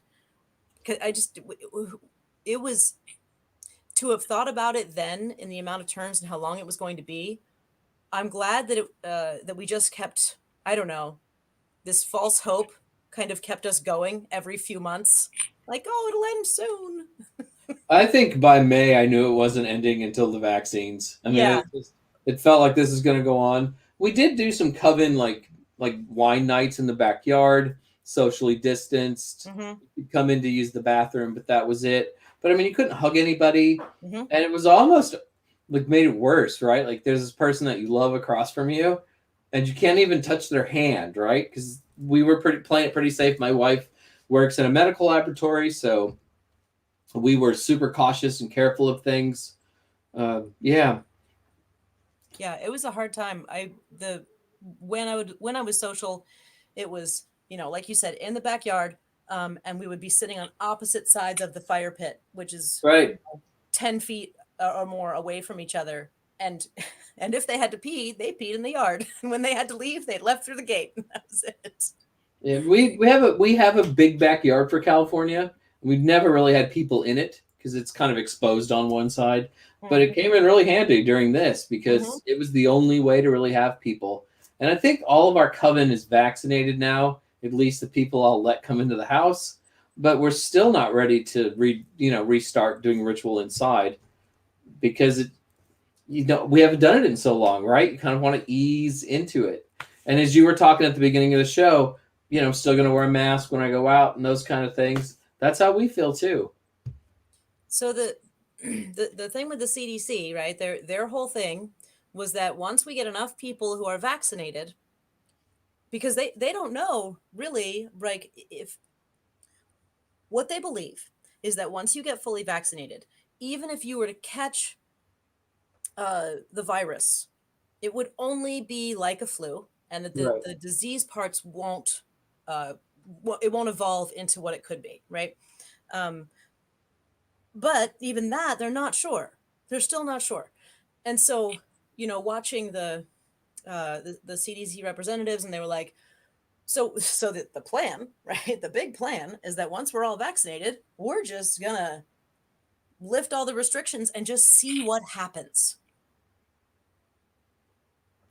So that's where we are now.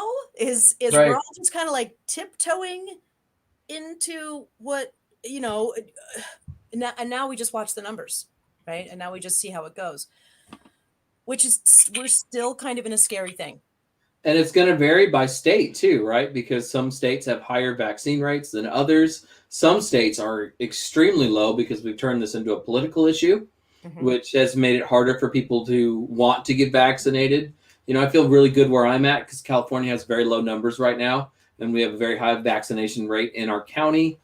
But, you know, I know that that's not true everywhere else. Like, I know Tennessee, a state that I grew up in, has very low numbers because there's a lot of people who won't get vaccinated because they're Republicans and they don't think Mm-hmm. that you should be vaccinated because we've turned it into a political issue. And there's a chance now of variants really catching on because people aren't getting vaccinated.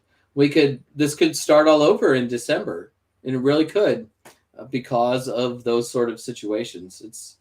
Yeah, we're not out of the woods yet. There's light at the end of the tunnel. We're really close to the end, but you know, we could get sucked back down. This You this know, is the time where it could get fucked up. I believe Ohio, when I checked last, which was probably about 2 weeks ago, when I checked last, we were at a 40% um, vaccination rate.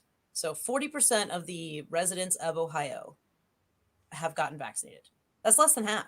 So yeah, I'm sure you know that math wise, but like that's crazy because it's everywhere. It's free. You can do it everywhere. You can just go get it. So the people who aren't getting it, I'm guessing, are either the kids who are underage, right? My kids couldn't get theirs until the end of May, which is when they opened it up here for 12 and up.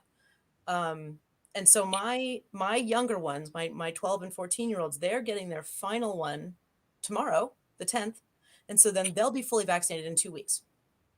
But that's still not it's not great, you know? So no, it's scary that it can turn around, and it's scary that so many people are just like, woo, I'm just gonna start going out to bars now and being crazy and stuff.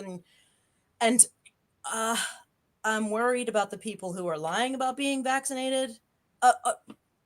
So I got a thing from Hexfest.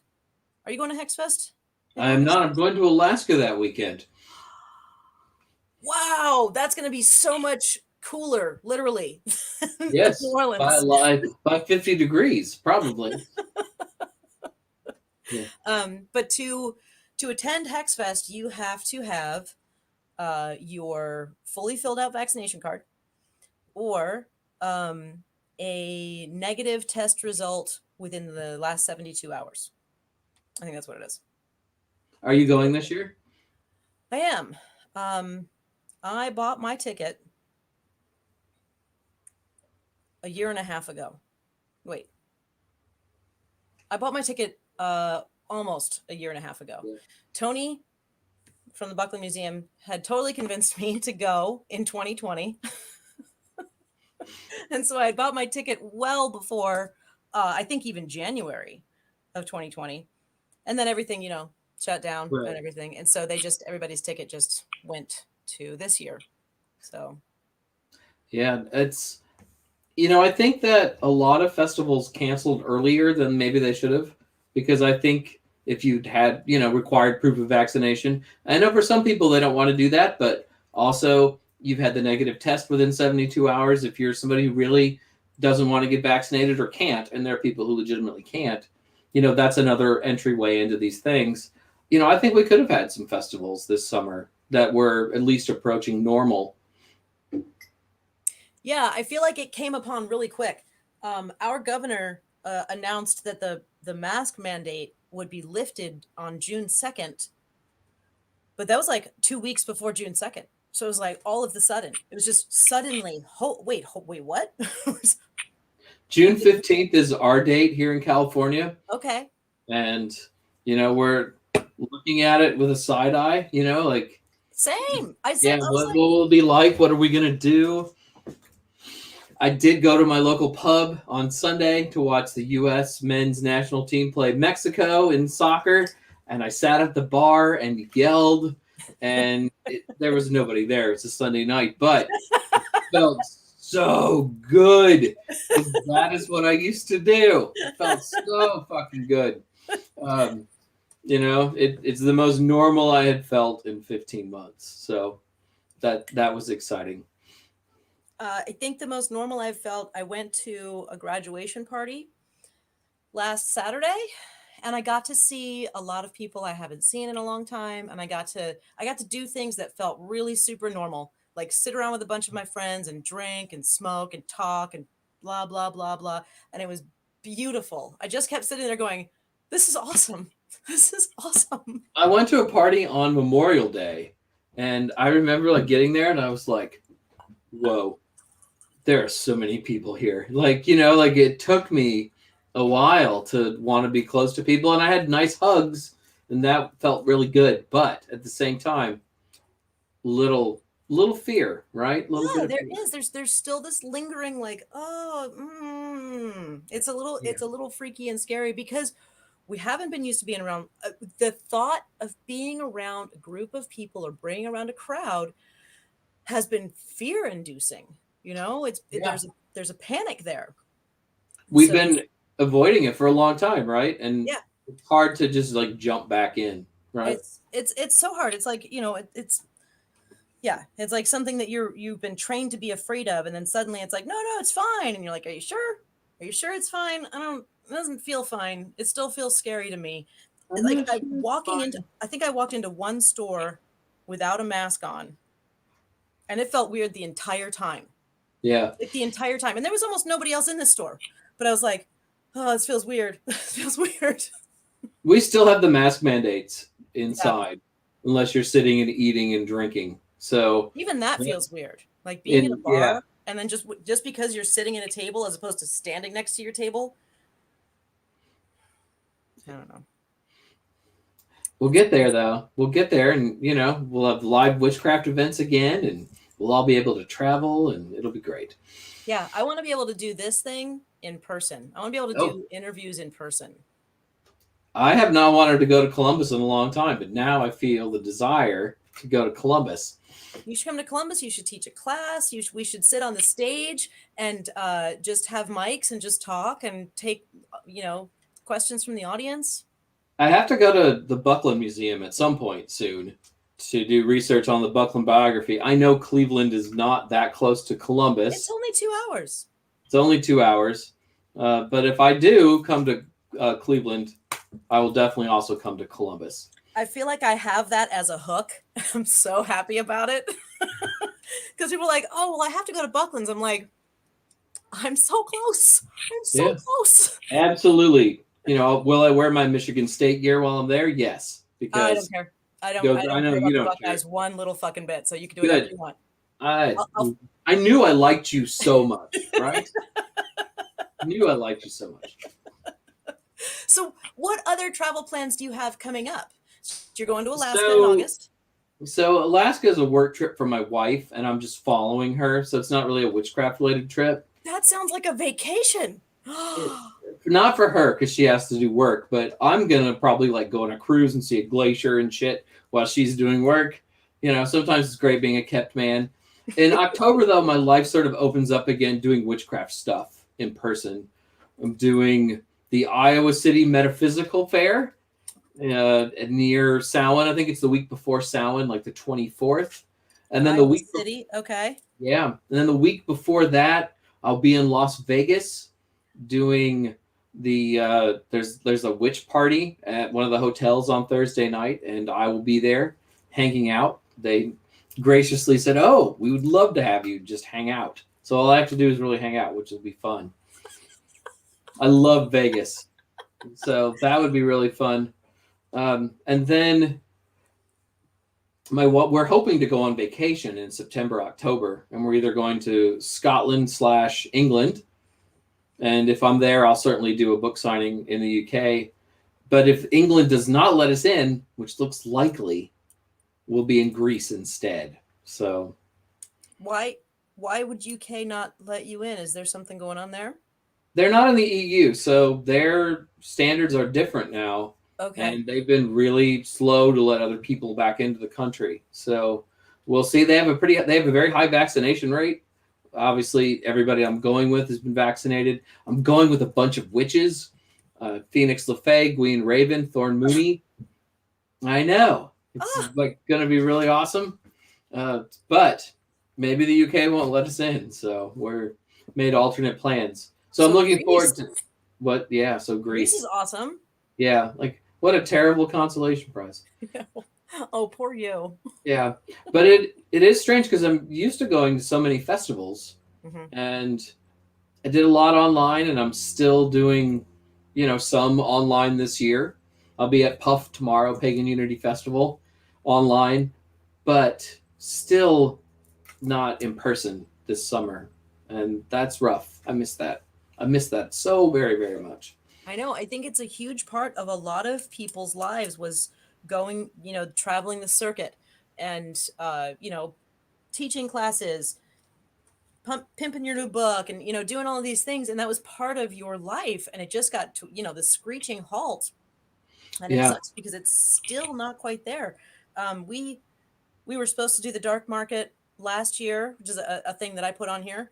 Obviously we canceled that, but everybody has been, starting the beginning of this year, like, oh, are you going to do it again? Are you going to do it again? I'm like, I'm still not ready. Like, I'm still not ready. I think it's going to be a 2022 before I can do it. it feels like it's probably really going to be September, October before things really open up again with events. I Yeah. think you were talking about like events in October, Yeah. right? When Those they're are our scheduled. first in-person Yeah, classes. and it does. It feels like it's going to take that long, and and I mean that's okay. It's going to take a while for some of us to get used to being indoors together again. So maybe a conservative approach is the best approach. And that's the freaky part, the indoors part. Like, I don't mind being outside. I don't want to be in a super crowded place. I've never really liked that anyway. But being outside, it just doesn't feel so. I don't know, rebreathing circulated air kind of thing, which is the part that's the fun Right. part. We've got a concert that we're supposed to go to in August, and that's Yeah. outdoors, so that seems exciting. But I just found out that my favorite Led Zeppelin cover band, Led Zeppelin, will be on the West Coast. I've not seen them in over 10 years at the end of July on a Saturday night, and I'm like, I've gotta fucking go. Gotta fucking go. Les Zeppelin. That's amazing. They're so good. I'm They're looking that so up. good. I'm writing Yeah. that down.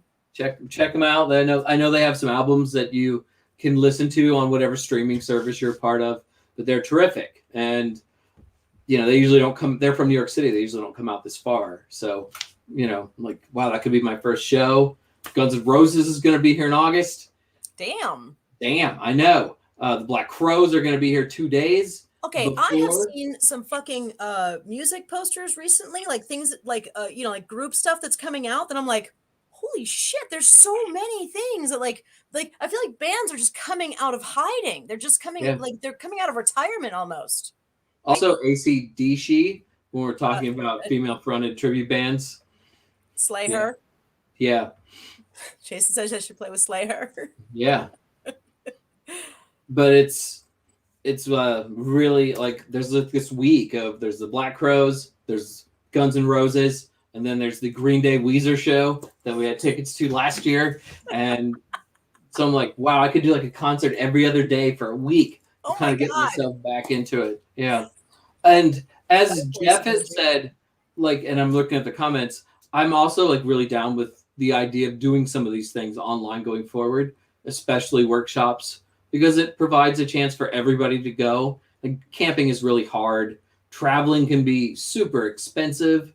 So doing things online allows people to see a variety of presenters and hear a variety of different ideas and views. So I hope that we continue to do that going forward. But I really also miss the in-person stuff. I think how this will change um like like just from my own perspective as far as like things at the shop and classes that we offer and things. So we never offered I think we did it once. and that was because the instructor took care of it. We never offered an online option. It was in Right. person or nothing, and mostly because I didn't want to deal with the figuring out the shit, man. But now that I've fully figured out all the shit, now it's like, now, okay, yes, we're going to do them in person, but yes, there's an online option too. I think that's how things are going to change now. I hope so. I mean, I think that's good. I know that a lot of presenters though are kind of worried about we're going to tape your thing and people can watch it later on YouTube for free. And How do you block that? I wonder how you stop that from happening. yeah, but for a lot of us, we and I don't really need to do this, so I don't really care that much. But like we need to charge for a workshop, right? Mhm. Because that's how we eat food. Especially somebody who's trying to do this full time. So putting it all for free online doesn't work either, because there still has to be that incentive to do it in Yeah, person. mortgage companies only take money, I've They found. do, yeah. They don't like that. Oh, you've had exposure. Well, that counts for so much. No, look how many people watched my thing. They don't care at all. Yeah. You have So how yeah, many followers on Instagram? That doesn't matter. it doesn't matter.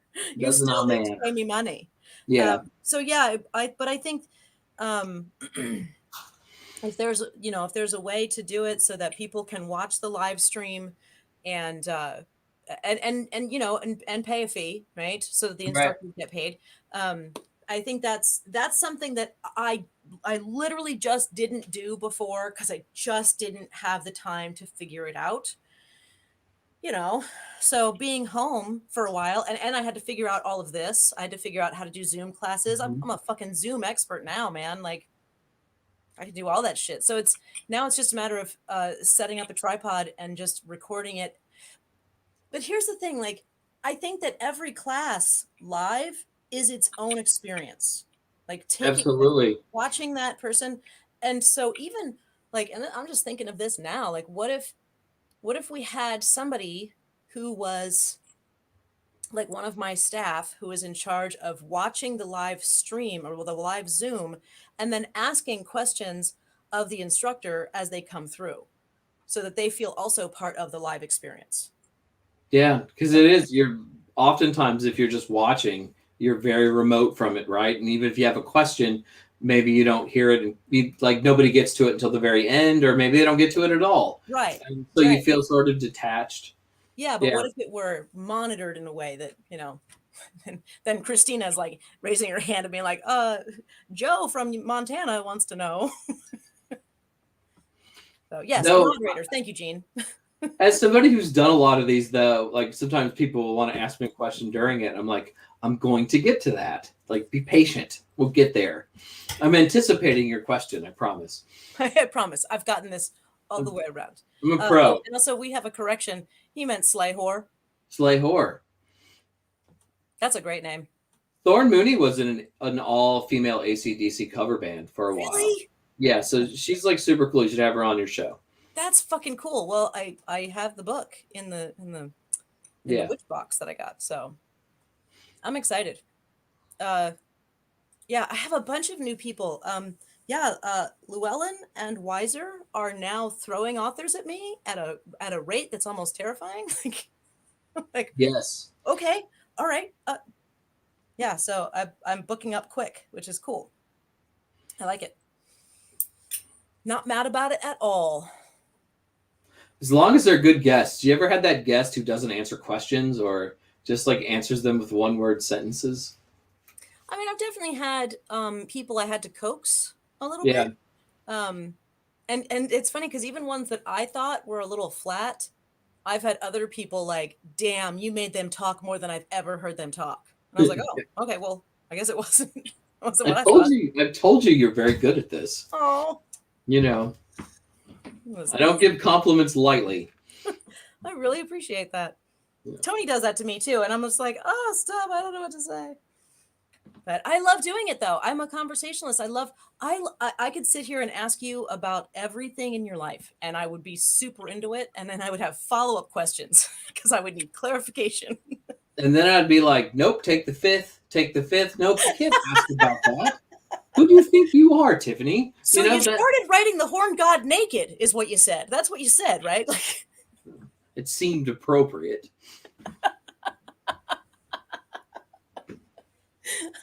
I was I was reading some stupid thing on Facebook today, and it started with so so I had sex in a graveyard. And then I was naked in the graveyard because it was just hot outside. Then some person pulled up and they saw me and it was, the moonlight and I looked really pale and that's how I became the ghost of the graveyard. Wow. This is how these stories start. I need some of your Facebook friends apparently because I did not get that today.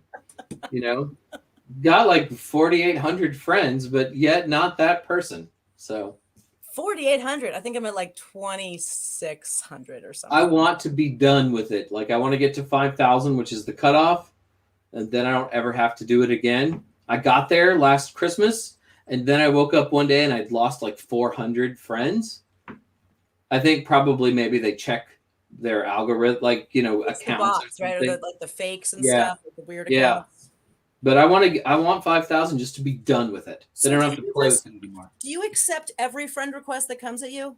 No, I'm really pretty particular because I explore every one because there's a lot of them. Like you scroll through it and you get to the bottom and it's all about like Jesus and stuff, and they're just I'm like, looking. why would you think that why? What? Yeah. Same, I get those too. Yeah, and I also get some that are like they're just trying to sell gems and stuff, and so I don't have a shop, so that's not really my thing. So I do check all of them, and I've realized that a lot of my friends are really bad at Facebook. Like they can't tell a real account from a fake account. Like that. Because you have all these friends in common with them. Yeah. Well, so it's usually just like 2 or 3, but sometimes it can be as many as 30, right? Because they realize that, these are people who have followings and they're trying to, spam them and stuff. And I'm like, that picture is of a porn star. Like, no.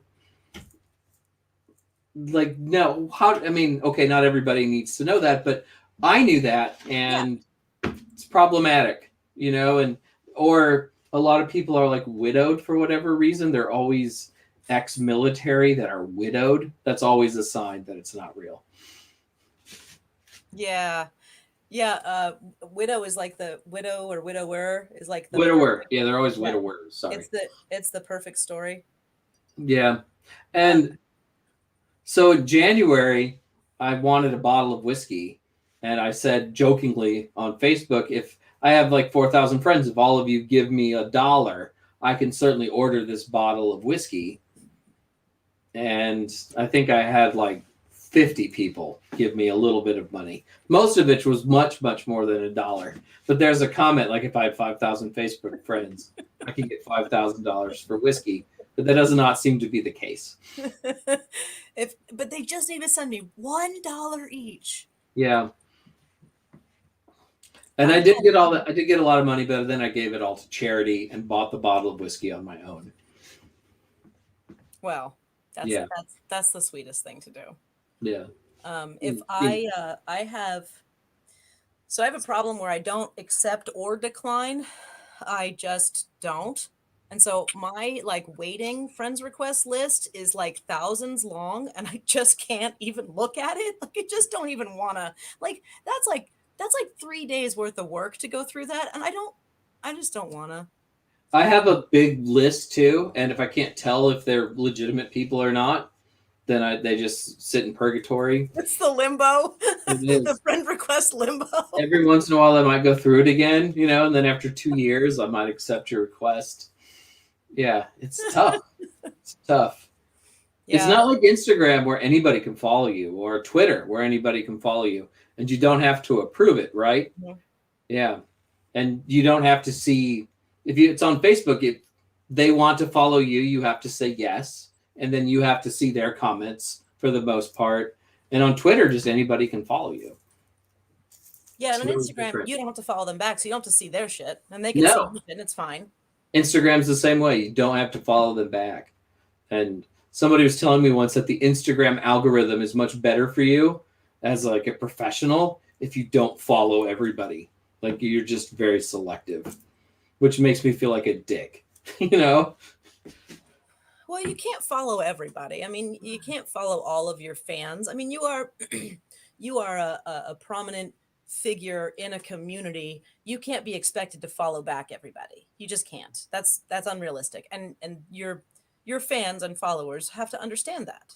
Seems so weird to hear fans because you go to an outdoor festival and everybody shits in the same porta john, you know?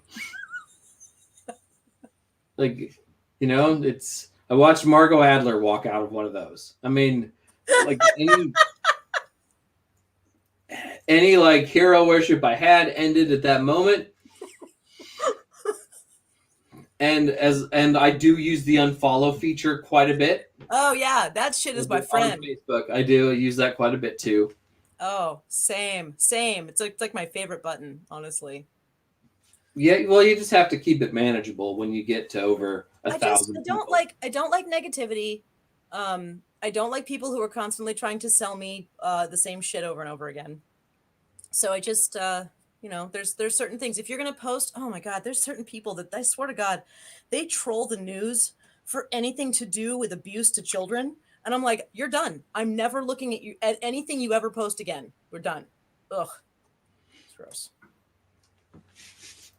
Yeah, there's a lot of reasons to unfollow people. Like if it's just all negativity all the time and stuff. I mean, it wears on you, right? I mean, doom scrolling is a real term, and I think it is a reality in a lot of our lives now. And it eats you up, you know, and you want to be there for people, but there's a point, there's only so much you can take in a given day sometimes. So I think that being there for people is something you do on a personal level with friends that you have. I don't think that people who just push that shit out on Facebook every single day, I don't feel any responsibility to be there for them. There are people who are just constantly the sky is always falling, right? The sky Right. is always fucking falling, and I just can't handle their constant panic about everything. I used to know this woman, and every day, oh, I'm going to lose my studio. Oh, my children are going to be taken away from me. And it was never anything worthy of this, huge panic thing that she would do. It was nothing. It was always just something she would just blow up because she needed the attention, even if it was for something negative. It's like fucking Munchausen shit, like just Right. oh, I'm sick. Oh, my husband's sick. Oh, we're all dying. And they weren't. No, everybody was actually fine all the time. Nothing ever actually happened in the real world. And after a while, I was just like, I'm done. I can't watch you fucking fall apart every time you think something's going to happen. Doom metal while doom scrolling, though, is useful. That does help. So, oh, wait, what was the other one? Dub metal, doom metal. Right. I know what doom metal is, though. So that one, I do too. Yes, that one I'm familiar with. I'm just not familiar. And maybe so. Jason Kincaid is one of the most metal knowledgeable people I've ever met. He's actually sat and described to me all the branches of metal and what they came from before, which is super interesting. Jason, do you know what dub metal is? We had this conversation earlier before you checked in to this. So just if you have any ideas, let us know. I have some things to look at, but also curious from a metal expert. It's good that there's always new metal to listen to. Black metal, death metal, those are some of my favorite shows to go to. I don't listen to a lot of death metal or black metal like on my own, like just like getting ready in the morning and shit, but fucking going to a show is one of my favorite things in the world, especially when they do real satanic shit. Ugh, the best.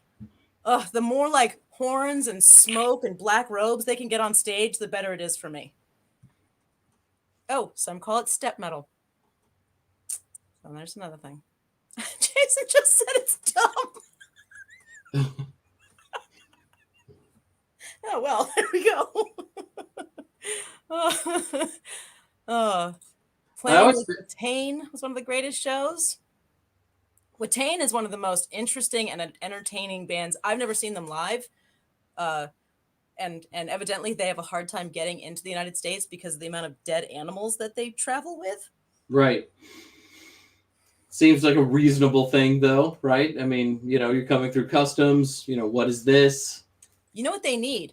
They need someone on this side to source that shit for them. Right. I'm sure they could find that in that. Yeah, I'm sure it could be done. I can help them with that. Yeah.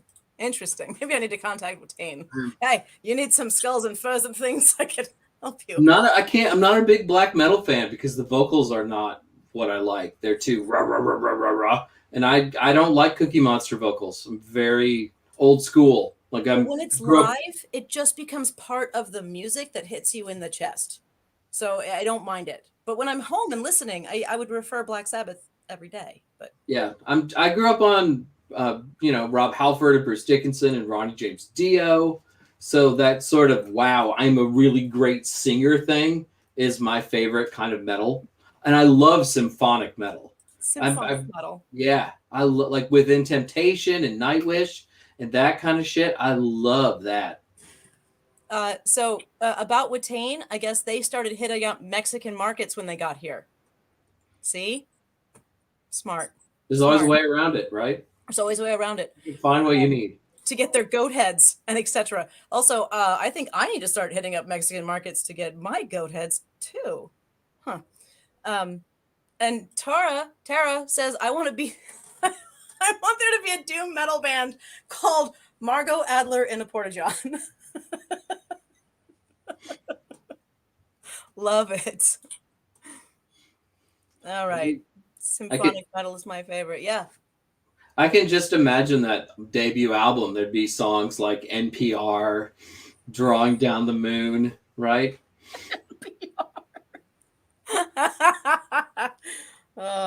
Interviewing Gavin Frost. I mean, there would be some great song titles. Would that be in the Porta-John, the interview? It's like Between Two Ferns, but it's... I hope not. I hope not. Oh, nobody needs that in their life. That would be terrible. Oberon's Goat? Oberon's Goat! That would also just be the name of a band. Yes, absolutely. That's definitely the name of a band. Delane broke up. Delane is one of those symphonic metal bands, and their cover of When the Levee Breaks is one of the best Led Zeppelin covers I've ever heard. Hold on. Writing that down. Yeah.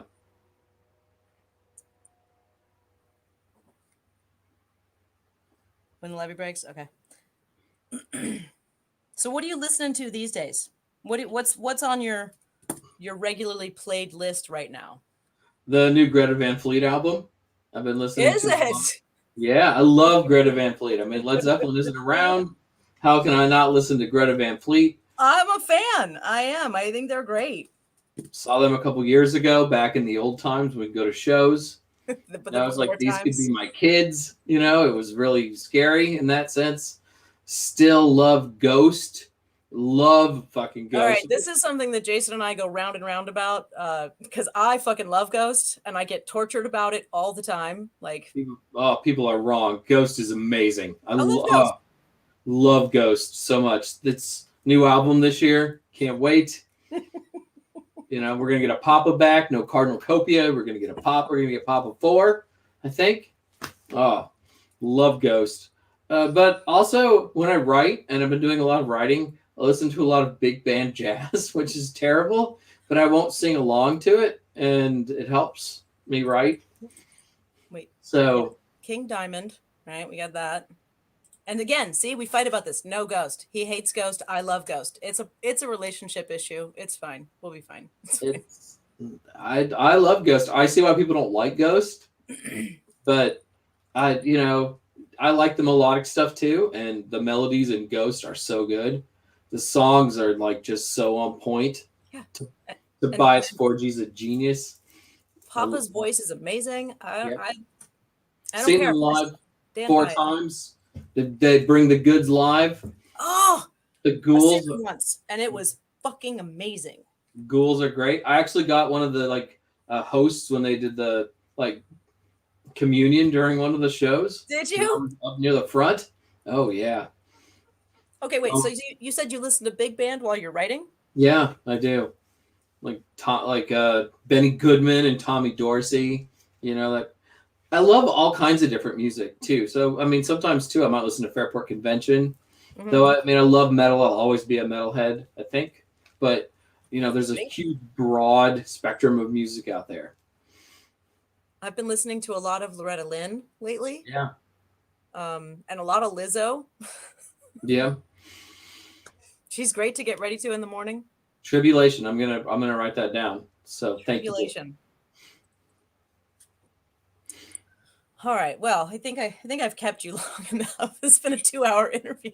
And hair metal. This is a lot of hair metal lately. I've just been in a hair metal mood. Oh, well, of course. That's kind of always, right, though? Like, that's like a never end. I think because of when we grew up, too. Like, that's a... It's true. Also, they're calling this perhaps the Roaring Twenties again. And to me, like, there are a few things better than, when it comes to partying than hair metal. I agree with that. Yeah. Ella Fitzgerald, big Of fan. course. Yeah. Oh, and Coven. We've been listening to a lot of Coven lately. Ugh. Like, I swear, like, Coven, really? their songs sound like Harper Valley PTA. Like, their first album, so not metal. No, they're more like 70s, like psychedelic kind of weird shit. It sounds like weird pop music with the devil, I like that, though. I love Steel Panther, too. I've seen Panther live a bunch. Love Steel Panther. I'm not a Coven person, and witchcraft reaps minds and destroys souls. When I do heavy metal in the occult workshops, I open with Coven, and I make fun of them a lot.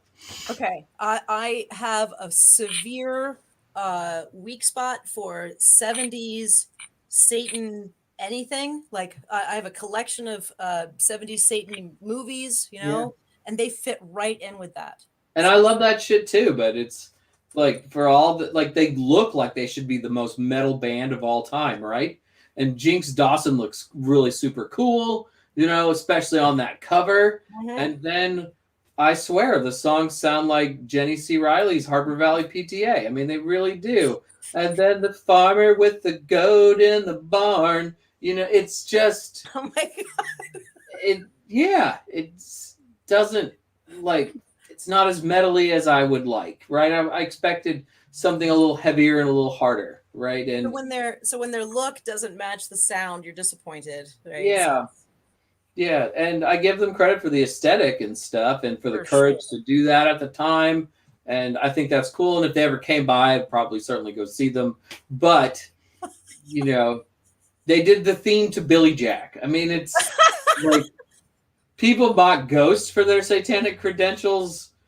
Coven is pretty high up there for me to mock their satanic credentials too.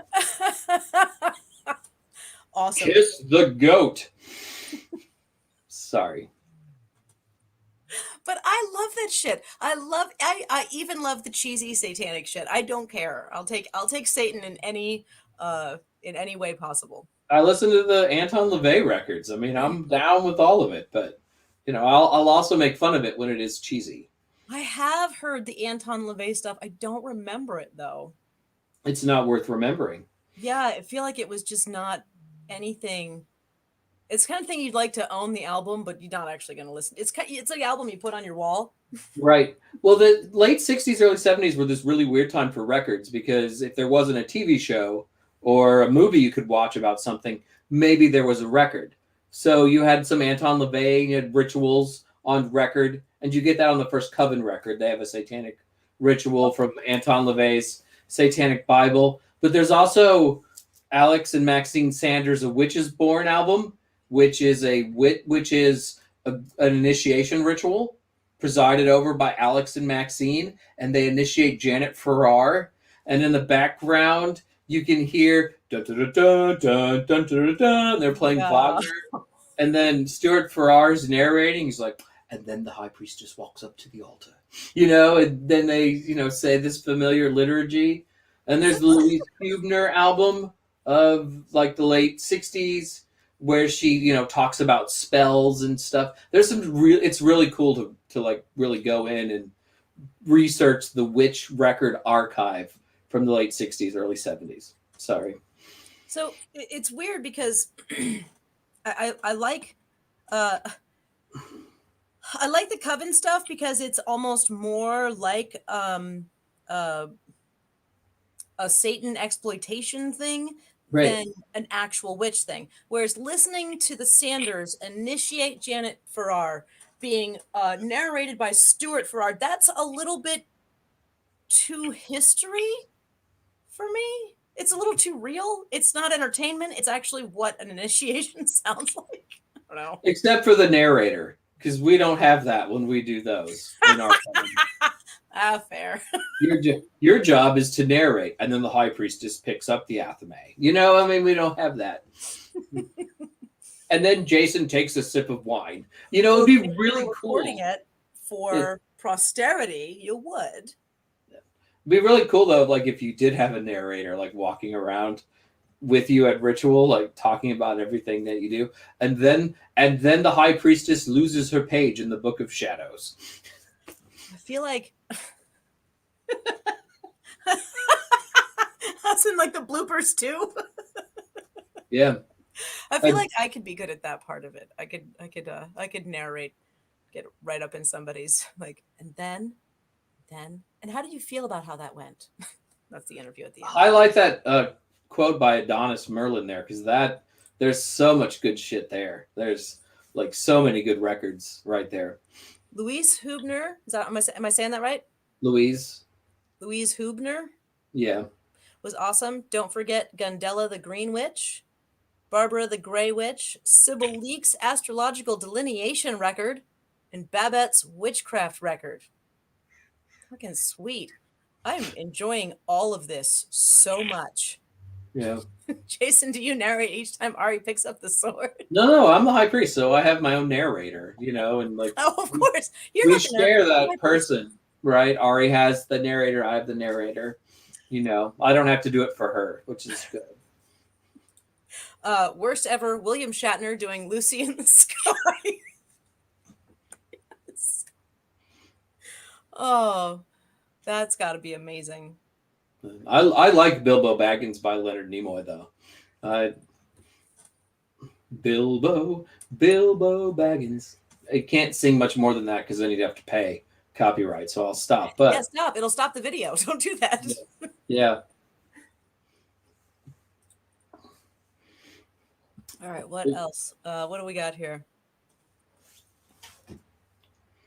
Oh, wait. At the 2019 Pittsburgh Witches Ball, David Wood and Brian, how do you say his name? Brian Hankey. Hankey improvised a duet of Lucy in the Sky with stars. Loved it. The whole room was sobbing. Aww. Oh, I miss Brian. I like that. Fave cheesy 70s satanic movie Devil's Reign. William Shatner, Wait, what? I'm writing that down. I don't have that. I've never seen that. Devil's Reign. God, I love the 70s satanic movies. Who was it? Magnum PI? One of his first movies? Yeah, one of his first movies is shit. I can't remember what it's called. But he's like reincarnated, and his wife is a reincarnated burned witch. Oh, it's so good. Yeah. I love them all. I'll watch them over and over again. It's ridiculous. I have no problem with it. I love the cheesy satanic rituals where they actually have like a guy in a big goat head. Yeah. I get down with it every time. I love it. There was so much overlap in the late 60s, early 70s between witchcraft communities and like the Satan community too. And like that now was frowned upon for a long time. I think it's kind of changing, but Daughters of Satan, that was the Tom Selleck movie. It's so good. So good. But yeah, it is changing, right? It doesn't have quite the same thing anymore. Wait. Oh, okay. So Jean came in late, so she didn't get to hear us talking about earlier favorite Satan devil roles in movies. We had this whole conversation earlier, and it was awesome. Oh, Constantine, right? Oh God, who is that actor? He's in Fargo. He's one of the kidnappers in Fargo. Tall guy. Son of a bitch. What's his name? Keanu Reeves Constantine. Yeah. So when he meets Satan at the end, and Matt Reeves is my Constantine. Only the Legends of Tomorrow Constantine counts for me. Matt Ryan Constantine from Legends of Tomorrow. I don't know what that is. I'm not familiar with that. No. There shall be no other Constantine before Matt Ryan. You said Matt Reeves, by the way. I did. I caught myself. Just couldn't get Keanu out of your head is the problem. This glass of whiskey was quite large, and it happens. It happens. So there's a new John Wick movie coming out. I don't know if you're a John Wick fan, but I've never seen any of those. I I've had people tell me, to see them, but I haven't yet. I love them. I'm okay. I'm looking forward to Fast and Furious 9. I don't even know if you're joking, but we've got two people who are telling us that guy, Peter Stormare, that's the Satan from Constantine. And he's amazing. God, I love him so much. He's also in an episode of Seinfeld where they try to move the Frogger machine. That's the last season of Seinfeld. Is it? I think so. George is moving the Frogger machine through the traffic. Yeah. Yeah. And that guy plays Peter Stormare. He plays the guy who's the electrician, but he doesn't know what an outlet is. He calls it the holes. It's amazing. Oh, so Mark agrees with you. Mark is wise. Don't spit that bourbon out. I would never argue with that. Oh, right. He's a nihilist in Lebowski, too. Oh, right. We should all know him then. Yes. And he's also in Armageddon. This guy is a very prolific actor, and yet I don't know his name before today. Peter Stormare. I hope I'm saying that right. When he watches the show, he'll let you know. Touch of Satan. I like Virgin Witch, Burn Witch Burn. I have a few that are my favorites of like the 70s ones. All that, a lot of Christopher Lee ones. Yeah, I'm a fan. I feel like there's a part of my education that's lacking. I'll send you some movies. Thank you. I need you to watch up and then we'll talk. Oh man, there's this one where like these people get invited to this, it's like a 70s thing, and they run into them somewhere and they're like, oh, come back to our big mansion somewhere else. We were friends in school. And they're totally lying, and they get there and they make them play with this big tabletop Ouija thing. It's pretty cool. The Devil Rides Out. Is that the one that I'm thinking of? No, I think that's a different one. But yeah, there's a lot of them. All right. We've kind of degraded into just talking about some serious bullshit. Although we're still talking about horned things. So we are. It's all kind of together. I feel like we're still on that. This is what 2 whiskeys for me is leading to. See, I left mine in the other room and I'd have to get up, and I felt like rude. So I've been out for a while. Oh, really? You could have always. I let the dog out earlier. You can always. I know. I'll entertain the people. I'm disciplined when it comes to these things, you know. This is a very easygoing one. I've decided to not get freaked out about any of it. This is what live does, man. It's true. Ever see Simon, King of the Witches? No, but I want to. Heard of it, but I don't think I've ever seen it. Season of the Witch. I think it was originally called Hungry Wives. I feel like I've seen Season of the Witch. Man, that sounds really familiar. But Hungry Wives sounds weird. That sounds like a Stepford Wives turned cannibal or some shit. I almost feel like I need to go and get all of my movies to go through them. But seriously, I'll watch that 70s satanic shit all the time. I like the documentaries of the 70s. Those are good too. Usually starring Alex Sanders, of course. There's one that's called The First Family of Satan. It's about these fucking hillbillies who are it's not a good portrayal of the occult in any way. It's just horrible, but it's No way. Even the benign ones, like still, they tried really hard to paint it as really terrible, right? And you're just like listening to Alex and Maxine talk, and you're like, well, it's not really that bad, right? There's nothing terrible here. And still, there's sinister music in the background and stuff. That's the part that cracks me up the most. So, okay. So when I started being interested in witchcraft, right? And I found my first witch store at 15, and like I bought my first book. My first book, however, my first book was What Witches Do by Stuart Farrar. And I, at the time, was hopeful and scared that it was like super Satan-y like the movies, right? I kind of wanted it to be, but I was also a little afraid of it to be. And then finding out what it actually was, and that it was incredibly tame and love-based, and like, it's actually about furthering yourself as a human being and becoming a better person, and all of these beautiful things, and that the horned god is not Satan at all. Again, I was relieved, a little disappointed, a little bit. In fairness, the horned god of the witches book does talk about the kind of Lucifer, Satan aspects of the horned god. So maybe, it was after that, like when I went to Cunningham, because that's where I went next. Oh. It's like super not that. No. And I've recently reread a lot of those books. I have a lot of feels about Cunningham, not all of them good. However, still very important entryway for a lot of people. I have my original book. I don't know if it's here or if it's at my bookshelf at the shop, but my original book from my original Cunningham book has just a shit ton of notes in it where I'm like, question mark, what the fuck? Wait, what? So, yeah. What do you find questionable? It feels really new agey in a lot of places. It was written in the 80s. That's what disappointed me. Yeah, it's very new agey. There's a lot of terms that really haven't held up.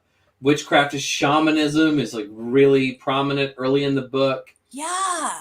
There are names for the Sabbats that people don't use today. Maybe they did back then.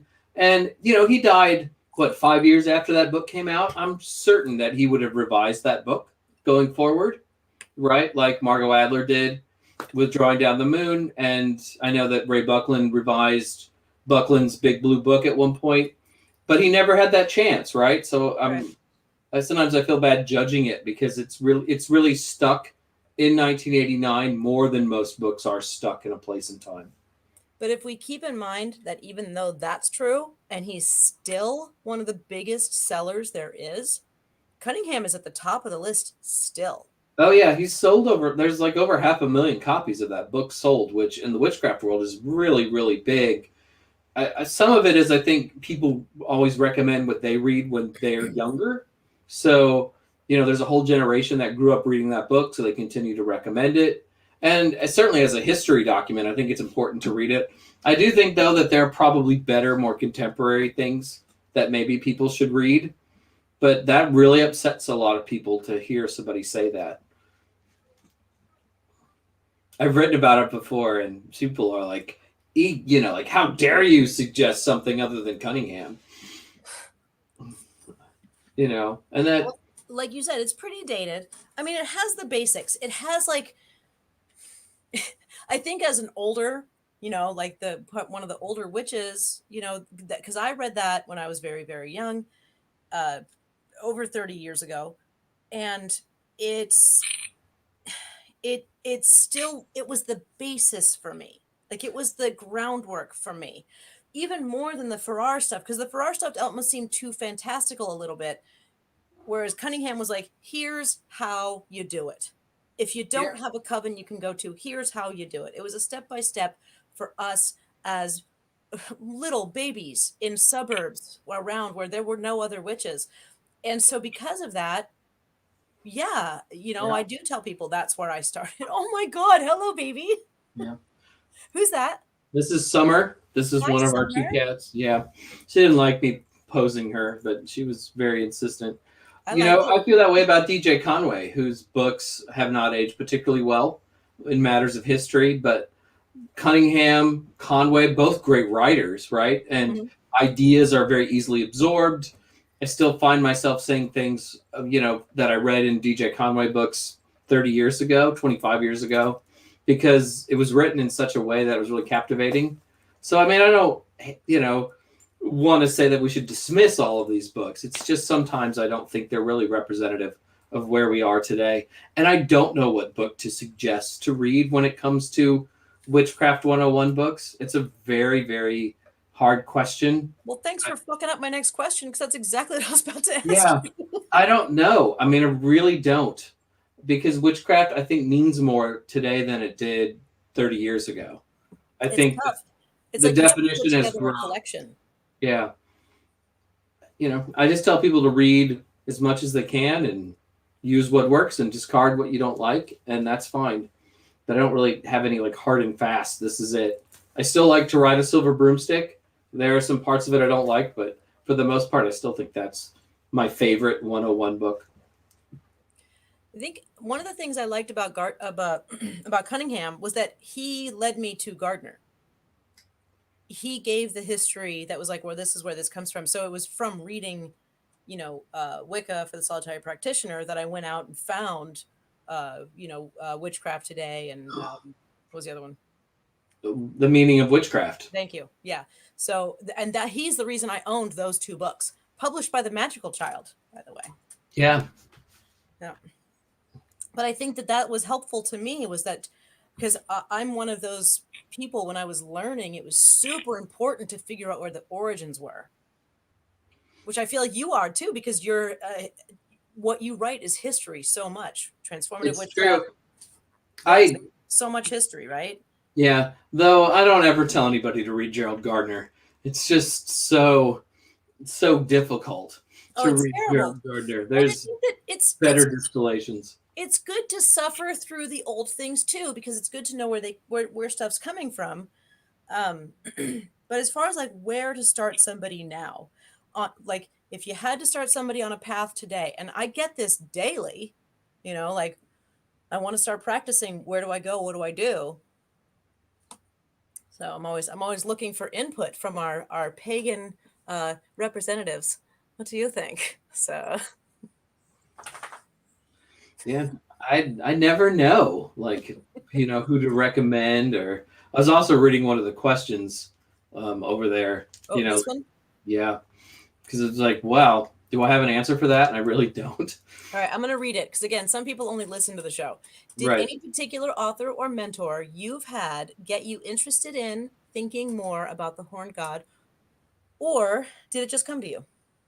Most of it was just sort of coming to me. Like I felt like a presence saying, you should do this. You should research this. You should feel this. But I also remember a ritual like early on in my pagan life, maybe like in year 3, and I'd been a solitary for most of that period up until then. And our mentor, he was our faculty advisor at Michigan State University, had a pocket knife out, and he was carving pieces of brain off of a piece of skull that had 2 deer antlers attached to it. And he's like, Jason, I want you to have this. And that really made me think about the Horned God a little bit more. I know, it's a very perplexed look on your face. That's amazing. He was just carving shit off of a skull? Yeah, it was like a little piece of the skull. So it was like, maybe about that big across. And then the 2 antlers were on it. And to this day, sometimes I use it in ritual and hold it like a tool, to draw down the horn one. So it's like a skull plate, kind of like right here kind of thing? Yeah, yeah. But he just carved that off for you and gave it to you? Yeah. That's amazing. Yeah, it's like this really great piece. And as I said, I still have it. And it just made me think about the Horned God, because at the time I really wasn't a Horned God devotee. And this person had given this to me, right? And so that made it kind of a huge difference. His name was Steve. So, Steve, thank you so much. Steve, you may have helped write the Horned God of the Witches. You definitely became a reason that Jason loves them so much. Yeah, but book-wise, I mean, I was reading during the 80s and 90s, right? And they really downplayed the Horned God in a lot of those books, especially Scott Cunningham. Because they didn't want to freak people out with Satan. It's true. It's a lot of worry about satanic panic. which was probably wise at the time, right? And Buckland is kind of like the same way, choose whatever God works for you, right? So one of my favorite things, so in Tara and Chris's book, Besom, Stang, and Sword, right? They talk. It's specifically like there is no Satan. We don't worship Satan. There's it's not a big deal. Satan's not a part of it. And then the next page is how to worship the horned god. I feel like it's like, well, it's not Satan, but here's this Satan-y kind of figure, and it cracks me up because it's such a sudden turn. Like I actually laughed when I read the book because I love the book, but I just loved that it was like, well, it's not Satan, it's not Satan, it's not Satan. Literally, like over and over, it's not Satan, it's not Satan. And maybe I'm overplaying it. I'm sorry, Chris and Tara, if I'm overplaying it. But then I was like, how to worship the horned god. Absolutely one of the best introduction to traditional witchcraft books on the market. Great book. Love that book. Yeah. Absolutely. Besom, Stang, and Sword is a fucking amazing. It's a great workbook, as Jason Miller calls them. This is a workbook. Yeah. I love it when he does that. He's like, when's the last time you worked through a workbook? He's like, they're all workbooks. When's the last time you did it? 5th grade. But they're workbooks. Like even yours could be considered that because, you talk about Pan and then there's a ritual to Pan. You talk about Lucifer and then there's a ritual to Lucifer. I really hate though you should have a journal while you're doing this book though. So I avoid that in all of my books. That's a big deal to me, avoiding that. So many of the witchcraft books I read as a kid were like, you should keep a journal while you're reading. And I'm like, ugh, I don't want to keep a journal. You know what's funny is that I never did while I was just reading books for educating myself. But ever since I've started interviewing people, I keep notes the entire time I'm reading now. Yeah. Because I'll forget. Because because when I was reading The Horned God, every time I would get to a point that made me laugh, made me think, made me realize something, I would stop and write it down. Because I'm like, this is important, and I want to talk to you about it so that other people. That's why you're good at this. That's why I say you're good at this. So keeping a journal, but only when I'm trying to talk about this book in a way, to highlight it, to make so that other people see the good in it, so that they can understand that this is a fucking great book. Yeah. But meanwhile, when I'm reading my so I read fiction and nonfiction at the same time because reading books for interviews is work. And I love it. I love my work very, very much. But I still have to work during it. I have to make sure that, if I have a thought, I need to make sure that I keep that thought, write it down, that kind of thing. But meanwhile, I'm also reading Bird Box, like the movie that had Sandra Bullock in it. But I just get to read that. I just get to lay there and read it. I don't have to take any notes. I don't have to ask anybody questions about it. So, but ever since I started interviewing, that's when I keep notes. Or when I'm teaching. That's the other thing. Like if I'm teaching something, I have to keep notes because I have to be able to present it in a way. So I understand that part. Yeah.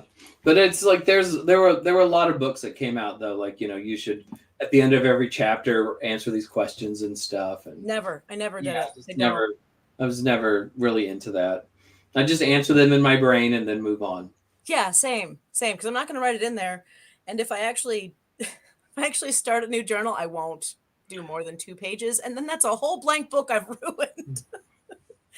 And I have a collection of blank books that are empty because I don't want to ruin any of them. I feel like my journaling is within ritual because I write a lot of rituals, right? Mm-hmm. So if you look at my progression as a witch, you can see it in the rituals that we've done as a coven and that I did before the covens that I have now. So that's cool. So that's kind of how you track your progress. In a way, yeah, for sure. I mean, now there's certainly like a rolling document because of all the books, right? I mean, a lot of that represents where I'm at any given point in time.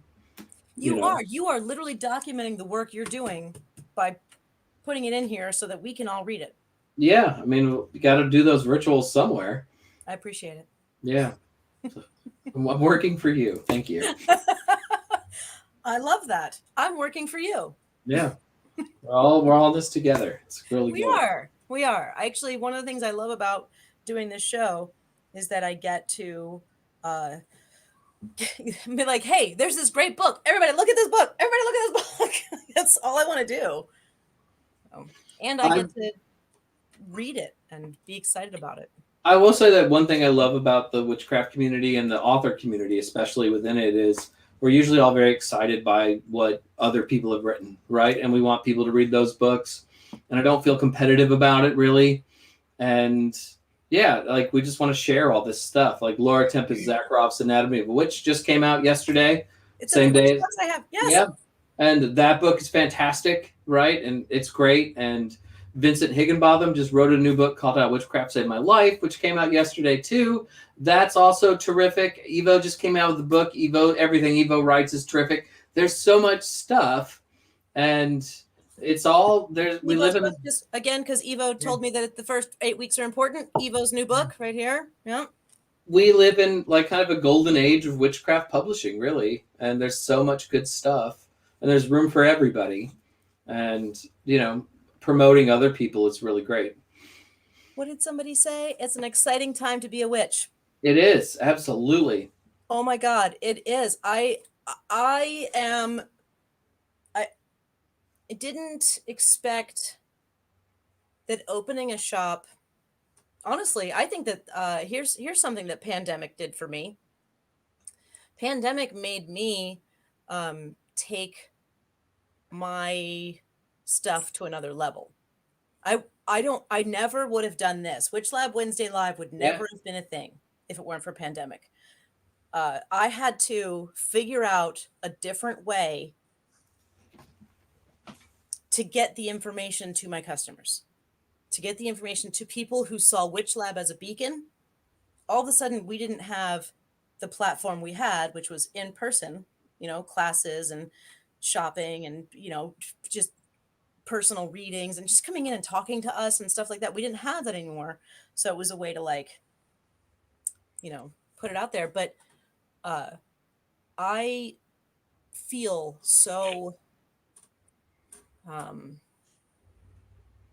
I feel very lucky. I feel very fortunate. I'm very grateful that this is a time when, oh my God, there are so many amazing people for me to highlight on the show. Like I only do it every other week now, but if I wanted to, I could do it twice a week because that's how much good shit is coming out right now. Books, podcasts, blogs, everything. There's so much good stuff. We live in this really great golden age, and I hope that Blackthorn podcast, the Blackthorn Grove podcast on hexing, where she had Mortellus, Evo Dominguez, Byron Ballard. I cannot remember the other person's name because I don't know their books, but the description I heard about the book that they wrote makes me want to have them on the show. You'll get to it. Oh, but I'm just saying, like you said, like the amount of. I feel like I'm just degenerating into a drunken "I love you all" kind of a thing.